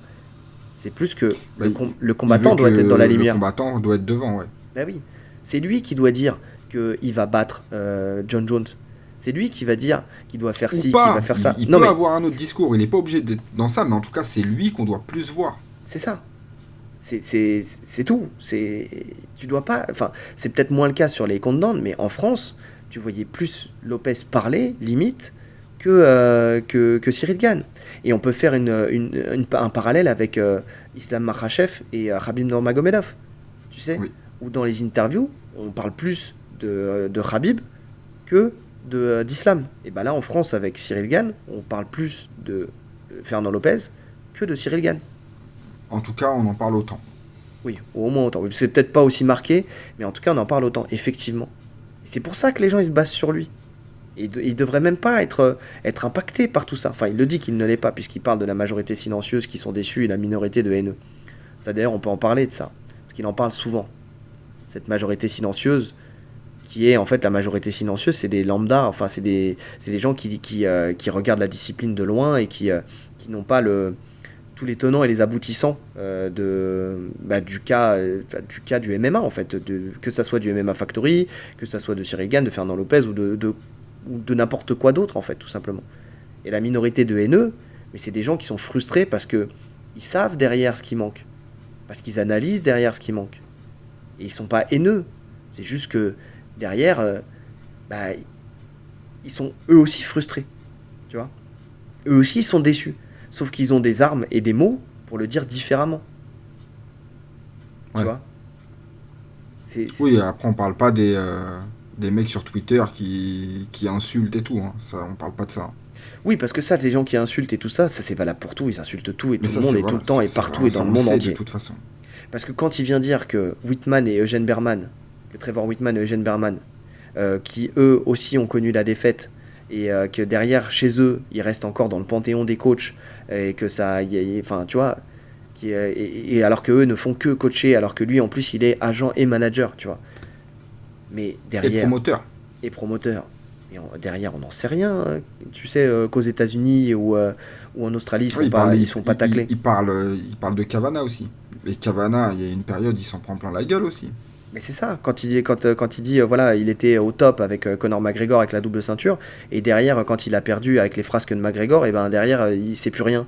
Mais bien sûr, mais tout le monde l'a dit. Dans le monde entier, il a dit que Cavana s'écrasait devant McGregor et que c'était McGregor qui avait le pouvoir dans la salle et qui faisait le camp qu'il voulait avec les gens qu'il voulait et qu'au final, c'était plus qu'un nom, un nom parmi d'autres, Cavana dans sa propre salle, quoi. Tu vois, en tout cas, quand il s'agissait de Conor. Mais oui, mais ça, c'est une réalité. Tout le monde en prend plein la gueule. De toute façon, à partir du moment où t'es devenu une personnalité, si demain il y a un échec, et que tu sois aux États-Unis, que tu sois en Australie ou n'importe quoi, bah, ça change rien. D'ailleurs, il nous dit ça comme support, mais on n'en sait rien. On n'est pas, on n'est pas en Australie ou aux États-Unis pour voir les réseaux sociaux là-bas, quoi, pour voir les médias là-bas. Et au contraire, je suis sûr que les mecs se font tacler autant que lui, quoi. Sauf que nous, le truc, c'est que comme en France, la discipline n'est pas développée, c'est juste qu'il n'y a que ça, lui en tête de proue. Donc c'est lui qui Mais prend c'est le seul plus que les visage autres. du MMA français en vrai. C'est ça. Le vrai visage, le seul visage, c'est lui. Aux États-Unis, c'est pas parce que les gens sont plus éduqués au MMA, parce que ça existe depuis plus longtemps. Il y a des beaufs du sport partout, tu vois, qui vont dire de la merde. Aux partout. États-Unis, il doit y en avoir des pas mal. Mais bien sûr. Je suis sûr que même aux États-Unis, il y en a qui disent qu'ils font de l'UFC et qui font pas du MMA, tu vois. J'en suis sûr et certain. En Australie, de la même manière. Mais c'est juste que là, malheureusement pour lui et heureusement pour lui, c'est que c'est le seul, donc forcément, il se fait un peu plus attaquer. Mais derrière, encore une fois, qu'est-ce que ça dit de la progression d'un Cyril Gane ou d'un Nassourdine pour arriver à la ceinture? Parce que là, jusqu'à maintenant, là, en fait, ce que j'essaie de faire comprendre, parce que c'est vrai on sort un peu du sujet, mais en fait, on sort pas du sujet. Qu'est-ce que ça veut dire? La défaite, c'est qui là? C'est Cyril Gane ou c'est Fernand Lopez? Tu vois? Et encore une fois, il parle juste après. On parle de la chance pour détecter des talents et de la malchance, mais on parle pas de malchance en fait quand c'est la défaite. Mais on parle pas de chance ou de malchance. Les talents, ils sont là.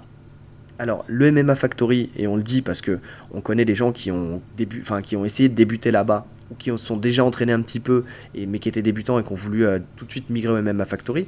Le MMA Factory ne forme pas forcément de gens. Les gens sont même assez déçus quand ils débutent au MMA Factory.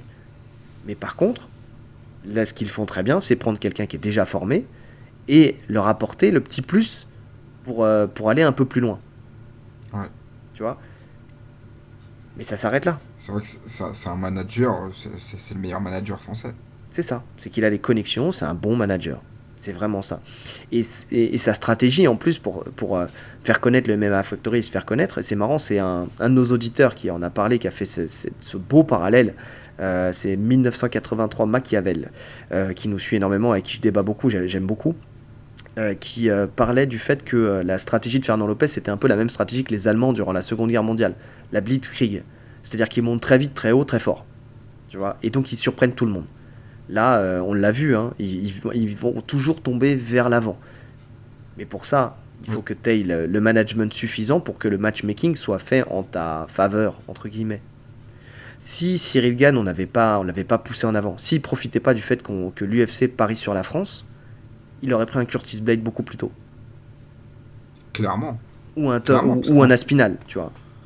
Quand on regarde tous ses adversaires, jusque-là, il n'y avait que des strikers. Oui. Donc le truc, c'est ça, c'est que son chemin vers la ceinture, il a été aussi favorisé. Il a été clairement favorisé. Ça ne veut pas dire, attention, encore une fois, on ne retire rien au fait que Cyril Gane soit un génie du sport de combat qui, en 4 ans, a réussi à aller à la ceinture. Ça, on ne lui retire pas. Il a affronté des monstres. Hein. Il a affronté des monstres, mais des monstres qui étaient favorables pour lui. C'était prenable. C'est ça. Et cette stratégie-là, quand il vient se défendre en disant qu'il y a d'autres poids lourds, que prendre un poids lourd ou une femme c'est facile, si c'est facile, bah pourquoi les autres le font pas? Quand il parle de Sami Sana, de Jimmy Vienno, de Anissa Meksen qui se lancent dans le MMA, et je pense qu'il pensait aussi à Cédric Doumbé, hein, je pense aussi, qui se lancent dans le MMA mais qui ne sont pas encore à la ceinture de l'UFC. C'est juste qu'ils choisissent une stratégie différente. Ils choisissent de progresser lentement, sûrement, et d'y aller avec de l'expérience. Ce qui, potentiellement, peut être plus intelligent, factuellement, hein, parce que derrière, ils auront emmagasiné beaucoup plus, justement, d'expérience, ils auront vu beaucoup plus de situations, ils auront plus de temps pour travailler ce qui leur manque en MMA, c'est-à-dire pour toutes ces personnes-là, le sol et la lutte, ce qui leur permettra, après, d'être plus armés quand ils arriveront à une ceinture potentielle. S'ils y arrivent, hein, ça ne veut pas dire qu'ils vont y arriver, parce que, malheureusement pour eux, ils sont forcément aussi dans des catés qui sont plus durs. Tu vois, quand tu es en moins de 84, quand tu es en moins de 77, on en parlait tout à l'heure, ou moins de 71, c'est plus dur que quand tu es en poids lourd, ou effectivement, ou quand tu es chez les féminines avec une Manon Fiorot qui effectivement peut atteindre le haut du classement de la catégorie plus facilement. Mais attention, ça veut pas dire que c'est facile non plus. Tu vois, il y a quand même il peut y avoir des os à ronger, tu vois, dans cette caté. De toute façon, arriver au top niveau, tous les combats sont difficiles. Exactement. C'est-à-dire que en fait, c'est facile jusqu'au top 5, et puis après, ça commence à devenir plus compliqué. Après, tout dépend si l'UFC veut te mettre en avant ou pas. Et on l'a vu, hein, pour pas mal de combattants hors français, tu vois, où les mecs étaient voilà, mis en avant. Donc voilà, quoi. C'est vraiment, encore une fois, c'est reprendre des exemples, parler de coach, parler de chance, de malchance, ce genre de choses. Derrière, qu'est-ce que ça nous apporte sur le fait que demain, il y aura des changements pour que Cyril, par exemple, puisse avoir une autre chance à la ceinture et décrocher cette ceinture. Ou Nassourdine, tu vois. Qu'est-ce qui nous donne comme info? Rien, encore une fois. Rien. Encore une fois, c'est des attaques qu'il défend contre lui et pas contre... Il y a rien y a pas d'analyse particulière derrière. En fait, Après ça, on aura la réponse dans les mois à venir. Ouais, mais le bilan, pour l'instant, en tout cas, à chaud... Tu vois, autant la dernière fois il disait ouais, je vais te faire bouffer de la lutte, des Dagestanais, ce genre de choses. On a vu qu'il en était rien, mais là il y a même pas tout ça, quoi. Il y a rien. Pour l'instant c'est vide. Et on n'en est pas à la fin de l'épisode, hein, il continue. Parce qu'après, derrière, il parle de laisser du temps, ça on en avait parlé. Et derrière, Ouais. il parle surtout de Cyril. Tu sais, tout le monde dit il faut partir au Daghestan, machin et tout ça, parce que on a Alors, le grand sur ce maître. passage, Voilà, sur ce passage, je suis d'accord à 100% avec lui. exactement. Exactement. Parce que c'est pas parce que on a un Rabib Nurmagomedov ou un qui est coutumier du fait aussi, qui l'a pas dit là, mais un Ramzat Chimaev qui dès qu'il voit que quelqu'un pêche en lutte, ils lui disent venez vous entraîner chez nous et vous allez voir, vous allez devenir des champions. Non, non, ça veut rien dire. Enfin, Rabib, il ne forme que des gens qui ont grandi comme lui, entre guillemets. Enfin, tu vois, ceux qui performent Non, non, beaucoup, mais attends. Déjà, Khabib, il ne forme ouais, personne. c'est vrai qu'il Parce que forme personne, c'est son père tous les qui les a mecs formés. autour de lui, ils étaient déjà formés. C'est Tu ça. vois. Ouais. Donc on verra s'il continue de coacher. En plus, même pas, il s'est retiré maintenant. Ouais. Encore une Donc fois, tu sais, voilà, il a Khabib, formé personne. voilà, c'est le mec, il s'est arrêté avant de faire trop de défense de titre et donner des revanches. Il s'est arrêté avant de former quelqu'un lui-même, tu sais, de l'amener vraiment d'un mec de 0 Non, non, là, à 100. Khabib, pour le coup, je pense que là, dans le coin, l'importance qu'il avait, c'était de la même manière qu'un Cejudo, c'est le mindset, tu vois. Ouais. Bien sûr, il y avait des détails techniques, mais c'était surtout la mentalité. Mais bon, il a formé personne jusqu'à présent, Khabib. Et Ramzat, on a vu ce que ça a donné Darren Till. Bah, qui vient de se faire striker de Il l'UFC, vient oui, de se tout à faire fait. virer de l'UFC. Ouais.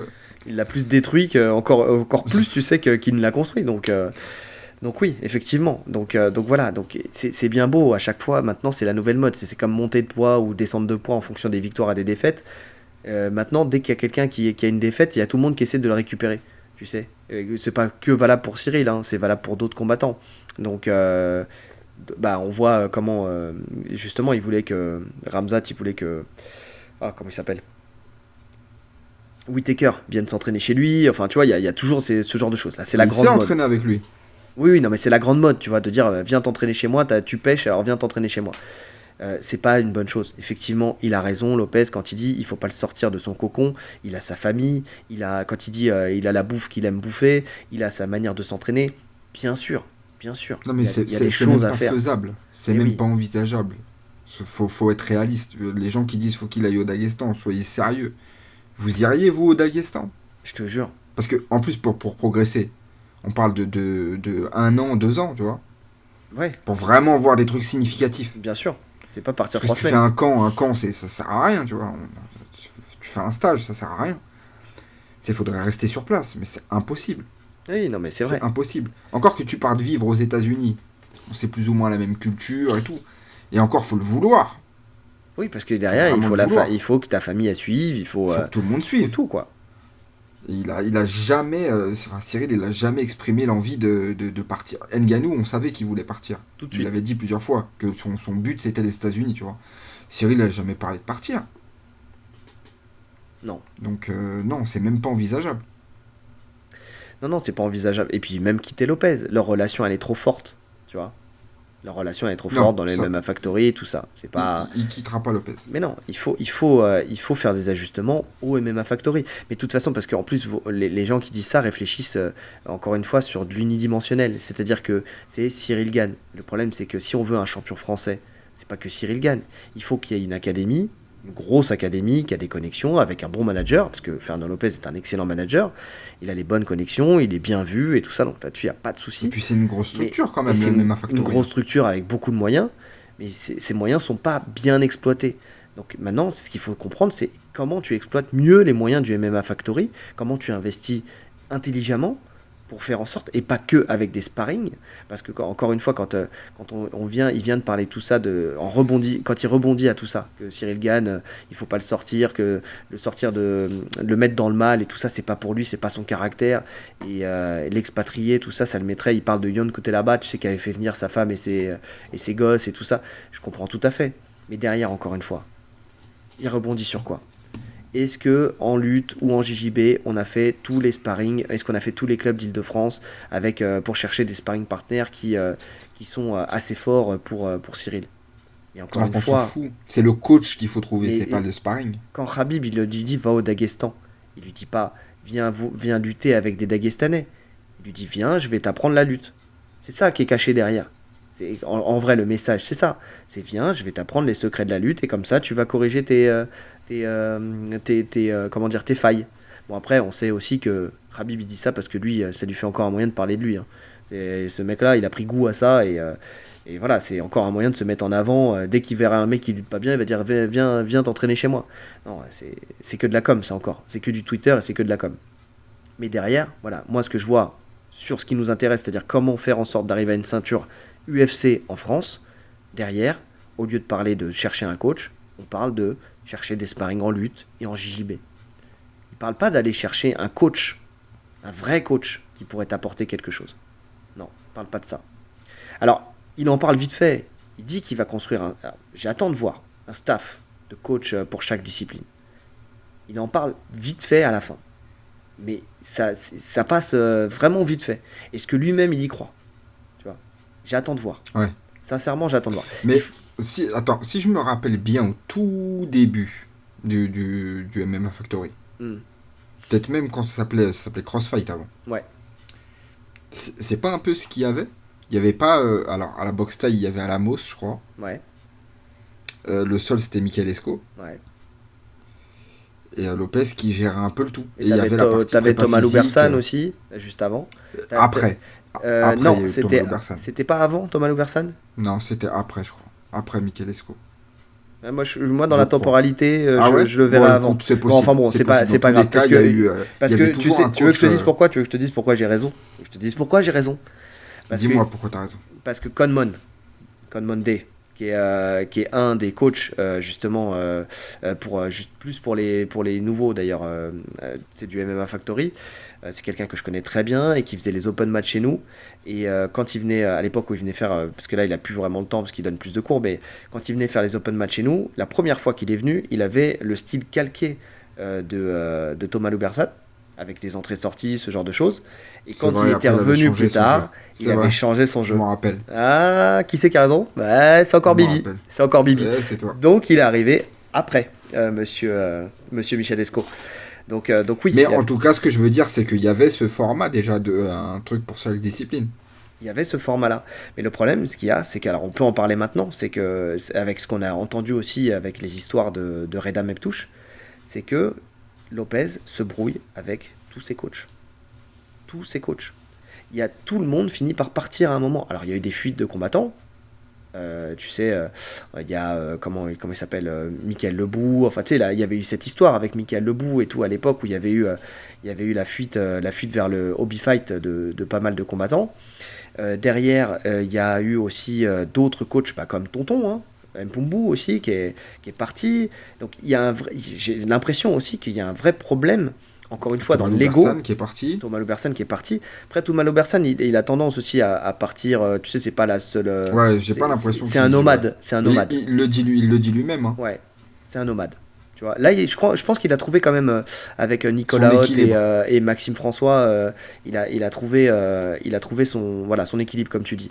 Parce que et d'ailleurs cette team risque de faire parler d'elle, hein, parce que entre Nicolas Haute en head coach qui a toutes les casquettes, Maxime François en lutte et Thomas Loubersan pour tout ce qui est sol, lutte à livrer et puis même l'expérience énorme qu'il a de la compétition. Vision du combat. C'est ça.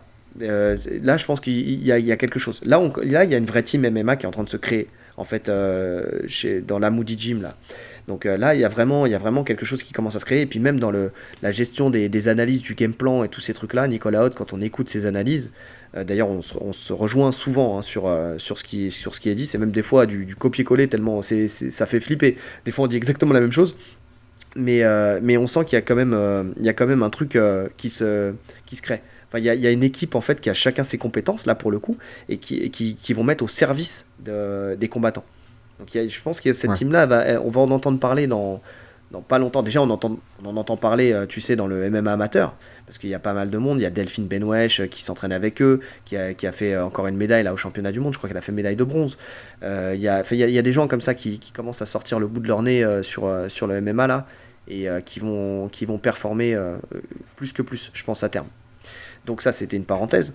Mais donc oui, j'ai l'impression, en tout cas, qu'au MMA Factory, on a un problème. C'est-à-dire que même là, avec Reda Meptouche, qui était là donc, pour le sol de Cyril Gane, on a entendu dire que il y avait Lopez qui mettait un peu trop son nez dans cette partie-là et qui allait à l'encontre de ce qui était dit par Reda. Et ça, c'est un vrai problème. Si tu veux vraiment faire venir une team de coach, il faut que tu leur Si donnes c'est toute vrai, ta c'est un vrai confiance. problème. Il faut que tu leur donnes ta confiance. C'est tout. S'il est là pour le sol, il faut que tu le laisses gérer le sol. Tu vois, il faut pas que tu remettes en question ce qui est dit. Sinon, c'est que c'est pas le bon Ouais. coach. Sinon, c'est que c'est pas le bon coach. Et dans ce cas-là, tu changes. Ce qui est une possibilité. Voilà, c'est que t'as pas confiance en lui. Mais tu le vois dans le combat. Tu sais la phase où il se fait amener au sol. Tu sais où John Jones, il est encore en ceinture arrière. Il est au sol et il essaye de lui enlever ses appuis. Tu sais. Ouais. Tu as alors quelqu'un dans le coin et je pense que c'est Reda. Après, il y en a Non, qui c'est disent pas que Reda. Reda, c'est pas Reda. Oui, il y en a qui disent que c'est pas Reda, mais la voix elle ressemble à celle de Reda. Et je comprends pas. Reda, il est pas dans le coin. Mais il est où alors? Il est pas dans son coin. Mais alors c'était qui dit ça? Qui dit retire, sort ta jambe droite. Je sais pas, mais c'est pas Reda. Parce qu'en tout cas, la voix est similaire. Bref, passons. Il lui dit sors ta jambe droite. Ça, c'était intelligent. C'est ce qu'il fallait faire. Sortir la jambe droite et puis après, derrière, essayer de retravailler. Et là, t'entends Lopez qui parle plus fort en disant squat. Squat, mets-toi en squat. Ça veut dire quoi, mets-toi en squat? Enfin, et comment il se met en squat dans la position dans laquelle il est? Enfin, j'ai pas compris, mets-toi en squat. Tu vois? Donc, il fait des erreurs dans des domaines qu'il ne maîtrise pas. Ou pas suffisamment, mais derrière, laisse faire quelqu'un qui sait. Laisse la parole à la personne qui sait. Et normalement, c'est pour ça qu'on a aussi dans le coin un coach de boxe, de lutte et un head coach. Enfin, tu sais qu'il y a plusieurs coachs. C'est parce que tu en as un qui va t'apporter, qui va La parler. réponse à Voilà, telle situation. c'est ça. Et il doit parler dans la situation qui le concerne. C'est tout. Donc bon, là-dessus, il y a un souci. Et donc, s'il y a vraiment ce souci de gestion du personnel, entre guillemets, pareil, on va avoir un problème pour aller ramener quelqu'un à la ceinture, quoi. C'est un vrai souci. C'est un vrai souci, encore une fois. Pour le MMA Factory, hein. Il y aura d'autres Oui, parce qu'il n'y a teams pas que le MMA Factory. qui progressent. Là, on En parle tout de cas, ça pour parce que l'instant, oui. Mis à part Manon Firo et Benoît Saint-Denis. Benoît Saint-Denis aussi, ouais. Non, il y a plus que le MMA Factory qui est à l'UFC. Hein. D'ailleurs, un Benoît Saint-Denis, avec, on en parle hein, justement, Voirin, qui lui, quand il donne donc, des coachings, il est coach de MMA, mais il est coach de striking MMA. Et même encore aujourd'hui, il dit à ses élèves, moi je suis coach de striking, si vous voulez faire du sol, il les envoie vers une team avec qui ils sont partenaires pour faire du sol. Il a cette Oui, honnêteté de dire, pas, ouais. voilà, je suis un coach, alors il a l'expérience pour faire la jonction entre toutes les disciplines, mais c'est un coach de striking, ni plus ni moins, c'est tout.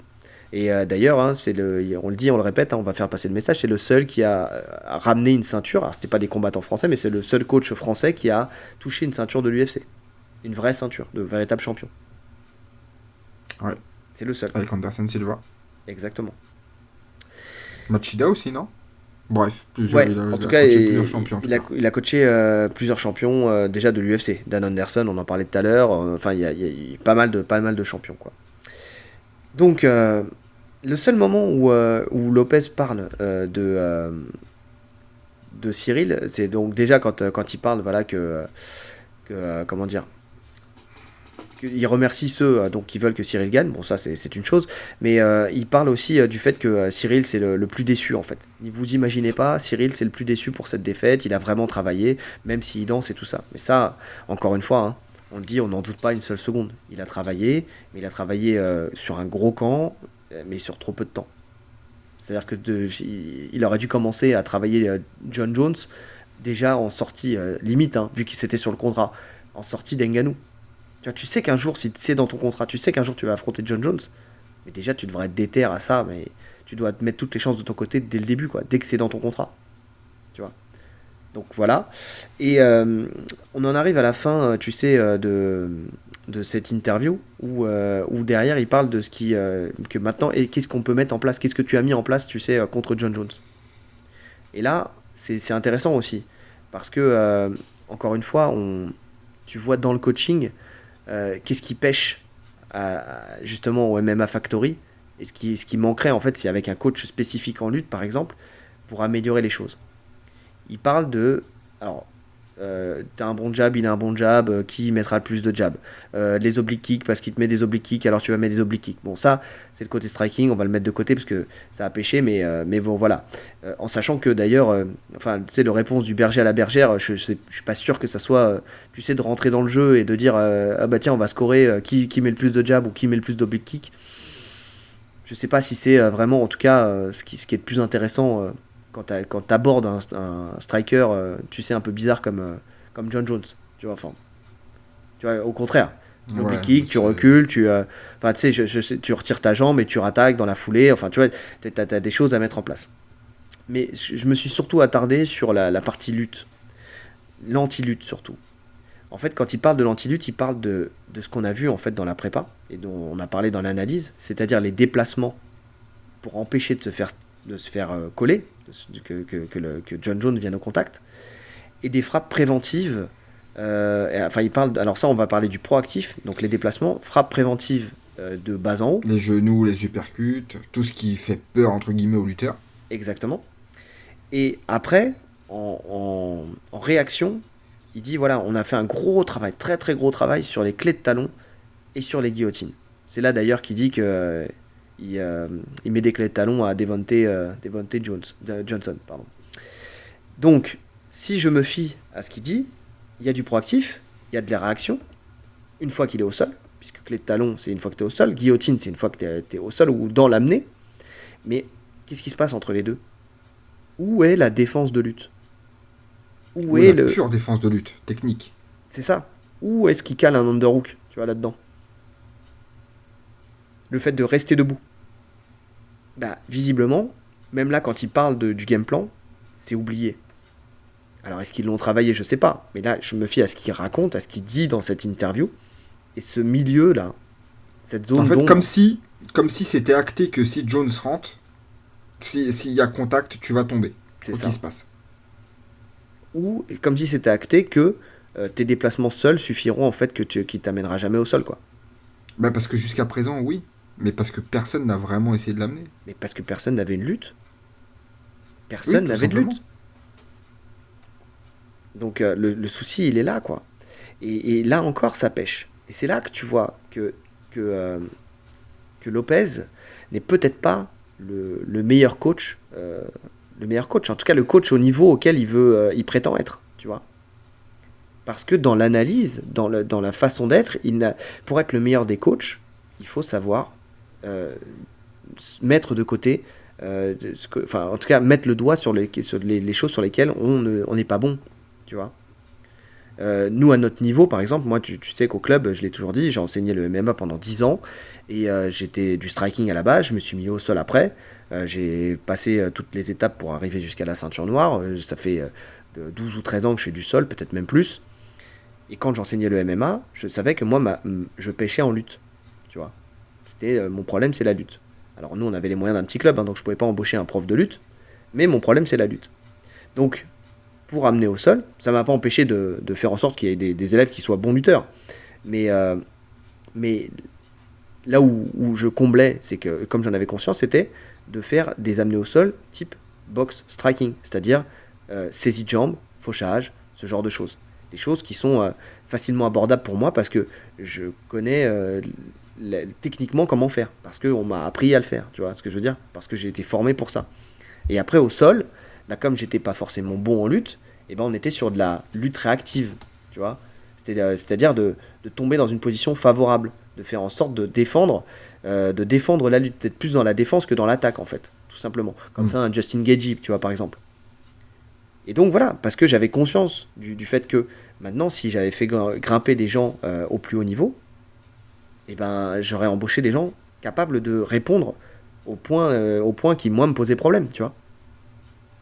Donc il n'y a pas de choix de toute façon. Il n'y a pas de choix. Et là on voit que c'est pas le cas. On voit que c'est pas le cas parce que dans le game plan déjà on voit que cette partie-là elle est complètement occultée, tout simplement. Donc ça veut dire qu'il n'a pas fait l'effort d'aller chercher quelqu'un qui était capable de donner les clés pour ne pas chuter, quoi. Encore une fois. Ouais. Des coachs. On parle bien de coach, hein. On parle pas de sparring. Ouais. Oui, des vrais coachs, avec une connaissance technique, avec une pédagogie aussi. avec une bonne pédagogie. Parce qu'un bon combattant, un bon sparring n'est pas forcément un bon pédagogue. Il faut savoir déjà enseigner une technique et puis après l'angle pour chaque personne. Parce que d'une personne à une autre, hein, on ne va pas apprendre la même technique de la même manière. Parce que le gabarit de la personne, parce que ceci, parce que cela, ses aptitudes, ses forces et ses faiblesses, il faut ajuster. C'est ça aussi d'être un bon pédagogue.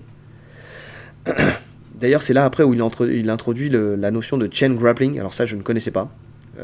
Parce qu'il dit que John Jones a réussi, que Cyril Gane a réussi à soumettre Devontae Johnson à l'entraînement et donc il parle du grappling, enfin en grappling, mais après le problème c'est le chain grappling, c'est-à-dire le grappling en continu. Non, le grappling c'est toujours en continu. Alors là, j'ai pas compris en fait. Et là encore, ça en dit long. Du chain grappling. Qui a déjà entendu parler de ça? S'il y a des auditeurs à nous qui font du sol ou qui sont des experts en sol, essayez de nous faire comprendre. En fait, moi, personnellement, je ne sais pas ce que c'est que le chain grappling. Le chain wrestling, oui, on a une continuité dans les amenées. On passe d'une amenée à une autre, d'une technique à une autre. Mais le chain grappling, c'est du grappling. Le grappling, c'est de passer d'une position à une autre. C'est le but. C'est de grimper, de passer une garde, de passer en latéral, de la latérale à la monte, de la monte à la soumission. Enfin, il y a cette continuité. Il parlait de drill, non? Je sais pas de quoi il parlait. Mais visiblement, il dit qu'il arrive à mettre des guillotines et des clés de talon à Devontae Johnson en grappling, mais pas en chain grappling.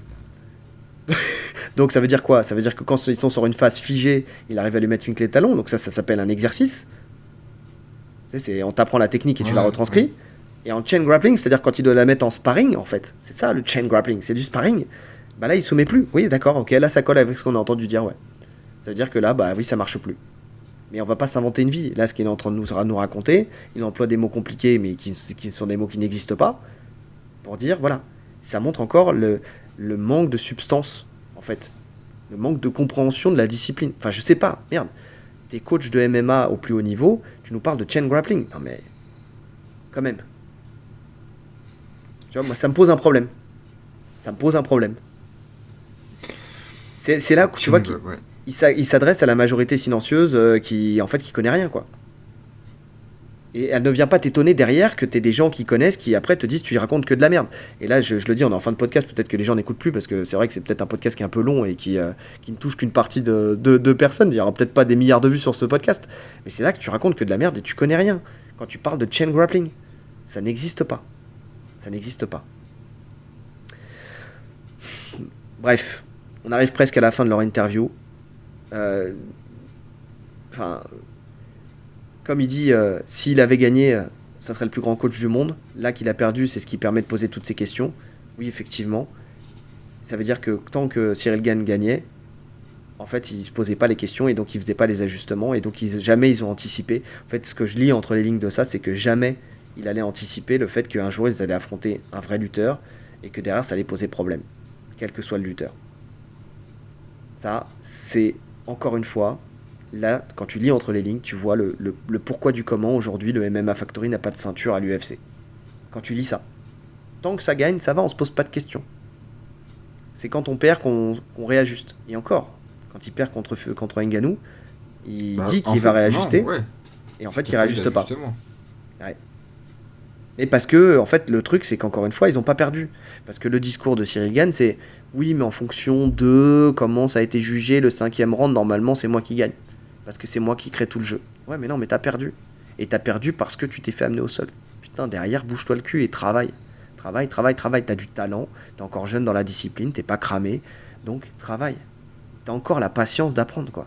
T'es pas encore rincé par la discipline où ça fait 20 ans que t'es en train de... Tu sais, je comprends même un striker, ça fait 20 ans qu'il fait du striking. Il arrive dans le MMA... parce que même en striking, il est neuf. Oui. Mais oui.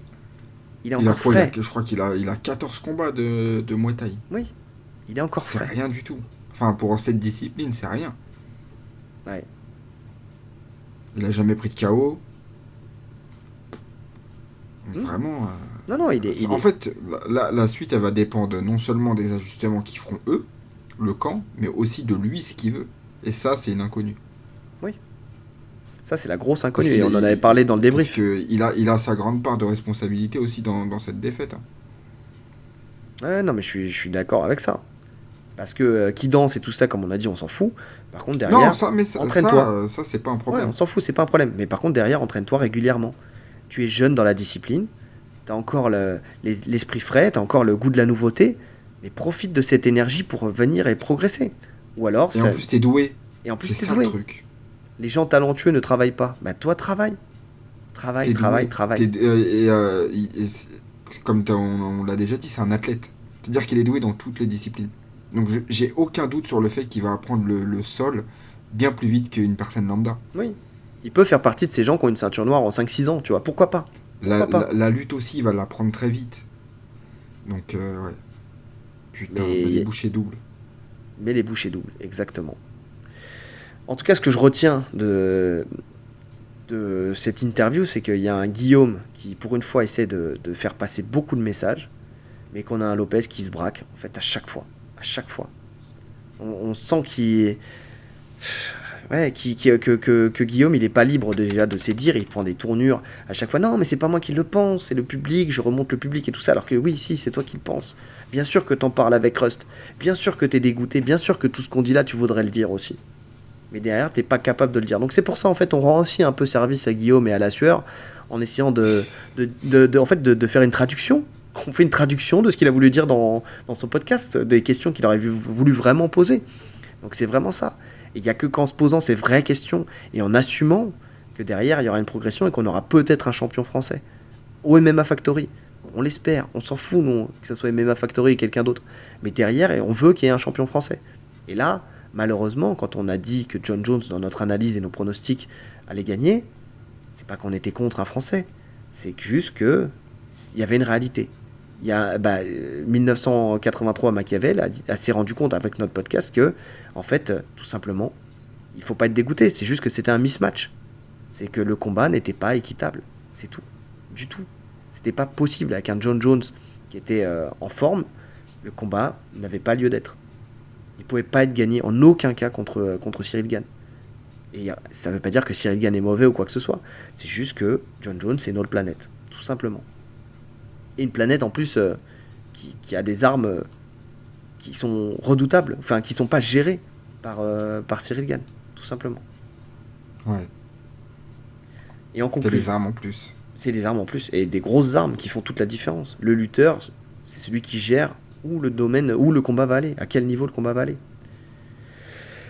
En conclusion, Lopez, suite à cet épisode, moi ce que je comprends, c'est que c'est un bon manager, mais c'est pas forcément un bon coach. Et qu'il va falloir qu'il l'accepte, et qu'il garde sa place de head coach, qu'il fasse, et encore, parce que je dis head coach, tu sais, les game plans, en fait les game plans ils sont même pas super bons. Ils sont pas super bons. En fait, il est sur son truc de toucher sans être touché, de Mais déplacement en fait, et tout le ça. game plan, Ça- c'est toujours le même. C'est toujours le Parce même. que ça comble le manque de technique en lutte, tu vois, par exemple. Ouais, c'est Le fait exactement de ça. parier sur les déplacements, non, tu peux pas. On l'a vu là. Ça marche chez les lourds avec quelque chose qui est une anomalie, qui est Cyril Gane, tu vois. Ouais, mais jusqu'à un certain niveau. Oui, mais je veux dire qu'il a quand même Mais atteint oui, la ceinture oui, intérimaire, tu bien vois. sûr, bien sûr. Mais ça marche parce Mais que c'est une anomalie. si- Mais un Assourdine, par exemple, là on a vu que il a pas atteint le top 5. Il a perdu contre un Sean Strickland qui venait de boire des bières pendant 3 semaines parce qu'il était en vacances, qui était pas au poids, qui était hors de forme et qui lui a roulé dessus. Il a failli perdre contre un Buckley qui normalement est loin du niveau de Nassourdine. Mais parce que, sorti du fait qu'il soit sorti de ses gonds, tout ça, nanani, nanana, c'est juste que derrière, il y a un problème dans la préparation. Parce que le fait de se déplacer tout le temps, de faire du in and out, de toucher sans être touché, mais derrière, c'est très énergivore. Très, très énergivore. Et ça peut pas coller pour tout le monde. La devise, une des gimmicks que je donne au club, et tu le sais depuis toutes ces années, tout ne passe pas sur tout le monde et tout le monde ne peut pas tout faire. Et le donc, problème, tout le c'est monde ne peut pas avoir la même stratégie. exactement, tout le monde ne peut pas tout faire.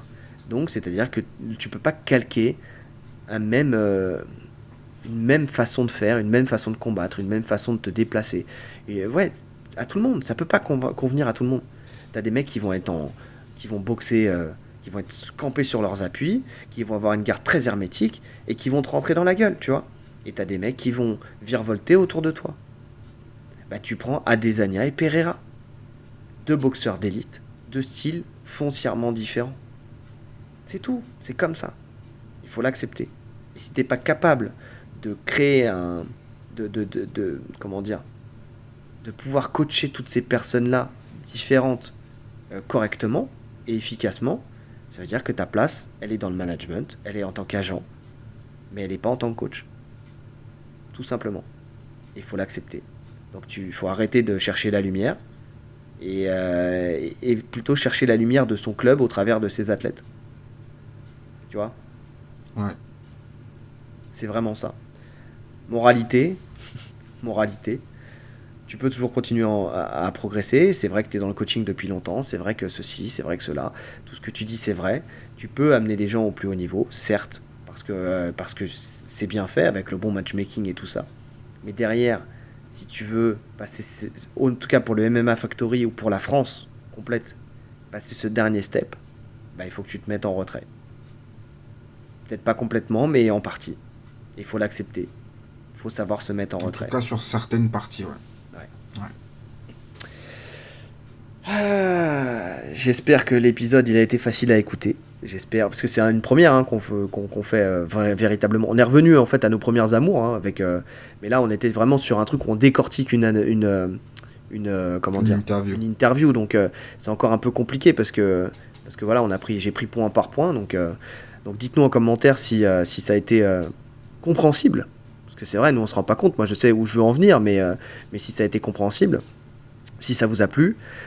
Si ça vous a éclairé aussi sur le pourquoi du comment de la défaite de Cyril et des ajustements qu'il y aura ou non sur le MMA Factory, si ça vous a permis aussi de comprendre aussi comment fonctionnait le MMA Factory, du moins de ce que nous on décrypte à distance, comme on a dit, on n'est pas non plus dans les coulisses du club, mais c'est ce qui ressort, ce qui transpire du club quand on analyse de loin comme ça, en fonction des résultats et en fonction des entraînements qu'on voit et en fonction de là, ce qui a été dit par Fernand Lopez. Et donc oui, donc Fernand Lopez, la défaite, est-ce que c'est la défaite de Fernand Lopez ou est-ce que c'est la défaite de Cyril Gane ? Moi je pense que c'est la défaite de Fernand Lopez, tout simplement. Même si ça aurait dû être celle de Cyril Gane. C'est la défaite des deux. Mais j'ai l'impression que ça a atteint autant Fernand Lopez que peut-être même plus même. Bah c'est pour ça que je te dis Stéphane de Fernand Lopez, c'est que tu l'écoutes, c'est vraiment lui qui se met le plus en avant et c'est lui qui prend tout sur ses épaules. Et d'ailleurs, tiens, si, je peux finir là-dessus, ce que je t'ai lu tout à l'heure. C'est-à-dire que si vous allez sur l'Instagram de Fernand Lopez et que vous lisez le premier paragraphe justement où il parle de ce King and the G, il dit voilà, j'ai déçu des gens quoi. En gros, c'est comme si c'était lui qui était rentré dans la cage. La tournure de sa phrase, de son petit paragraphe, c'était comme si c'était Fernand Lopez qui était rentré dans la cage. C'est pas lui qui a déçu les gens, c'est pas lui qui a pas fait le taf. C'est Cyril Gane. Non mais c'est pour ça qu'il le prend pour lui en fait. Parce qu'il sait peut-être qu'au fond il a pas fait le taf. Peut-être. Sauf que le truc, c'est, je sais plus quel coach a dit ça il y a pas longtemps, j'ai entendu ça et c'est très vrai. Nous, on est un vecteur, en tant que coach, on est un vecteur d'un game plan, on est un vecteur d'une stratégie, d'un peu de technique et tout ça. Mais derrière, une fois que la cage elle se referme, ou une fois que ton athlète il rentre sur le tapis, sur le tatami, c'est Jules Cafetao, qui en a parlé. À partir de ce moment-là, on n'a plus les clés, on n'a plus les armes. C'est plus notre victoire ou notre défaite. Nous, on va guider, mais après, tout est entre les mains de ton athlète. C'est lui qui est sur le tapis, c'est lui qui fait ses choix, c'est lui qui est dans la sensation, c'est lui qui va comprendre, c'est sur lui que l'adversaire va poser les mains, tu vois. Donc, toi, tu peux le voir de l'extérieur, tu vas lui apporter ton regard extérieur quand tu le coaches. Et c'est important. Oui. Mais il n'y a rien de... Tu sais, moi, combien de fois, quand on m'a coaché, on m'a dit « Ouais, fais ça !» Ben non, je peux pas faire ça. Parce que si je fais ça, je sens que le mec, il est en train de me tendre un piège. Sauf que tu l'as pas vu, toi, de derrière. Parce que l'angle n'est pas bon pour toi. Ou parce que l'arbitre, il est devant toi. Ou le mec est trop puissant et tu peux pas. C'est ça. Oui, il n'y a que le ressenti de l'athlète au moment opportun. D'accord, on est d'accord. Donc derrière, la victoire ou la défaite, c'est pas celle du coach. La victoire ou la défaite, c'est celle de l'athlète. Au moment final, à l'instant T. C'est celle de l'athlète. Le problème, c'est que là, quand on écoute Fernand Lopez sur 1h18 de podcast, c'est sa défaite à lui. Si on va sur son Instagram, c'est sa défaite à lui. Voilà le pourquoi du comment du titre, les amis. Donc voilà. Ouais. Bon, bah, je pense qu'on a fait le tour. Je sais pas si tu as des choses à rajouter. Non, non, on peut clôturer. On peut clôturer. Donc n'oubliez pas, likez, commentez, toujours avec cette bienveillance, franchement. Je ne le dirai jamais assez. On a peut-être l'un des meilleurs publics de toutes les émissions et de tous les podcasts qu'on voit, franchement. Toujours bienveillant, même quand il y a des remarques qui sont faites, dès qu'il y a des ajustements, les Des gars, désaccords. voilà, vous avez peut-être pas pensé à ci ou à cela, mais vous êtes toujours dans la bienveillance, on est toujours dans le débat, j'essaie toujours de vous répondre, d'expliquer aussi des fois là où on a voulu en venir, parce que des fois c'est peut-être aussi qu'on s'est mal exprimé dans le podcast, donc ça peut arriver, hein, on peut se remettre en question là-dessus, mais honnêtement, en tout cas, on vous kiffe, vraiment, vous n'êtes pas super nombreux, mais par contre, vous êtes de qualité, une très bonne qualité, et ça, franchement, on est vraiment heureux pour ça. Ah, c'est un vrai kiff. Ouais. Donc, n'hésitez pas à nous partager, n'hésitez pas à commenter, n'hésitez pas à vous abonner si vous n'êtes pas encore abonné aussi, à liker, à mettre les 5 étoiles sur Spotify, sur Apple Podcast, Google Podcast, ce genre de choses. On est partout, partout et nulle part à la fois. Et donc voilà. Bon, bah écoutez, il ne nous reste plus qu'à vous souhaiter une bonne journée Ou une bonne soirée. en fonction de l'heure à laquelle vous nous écoutez. Allez, salut! Salut!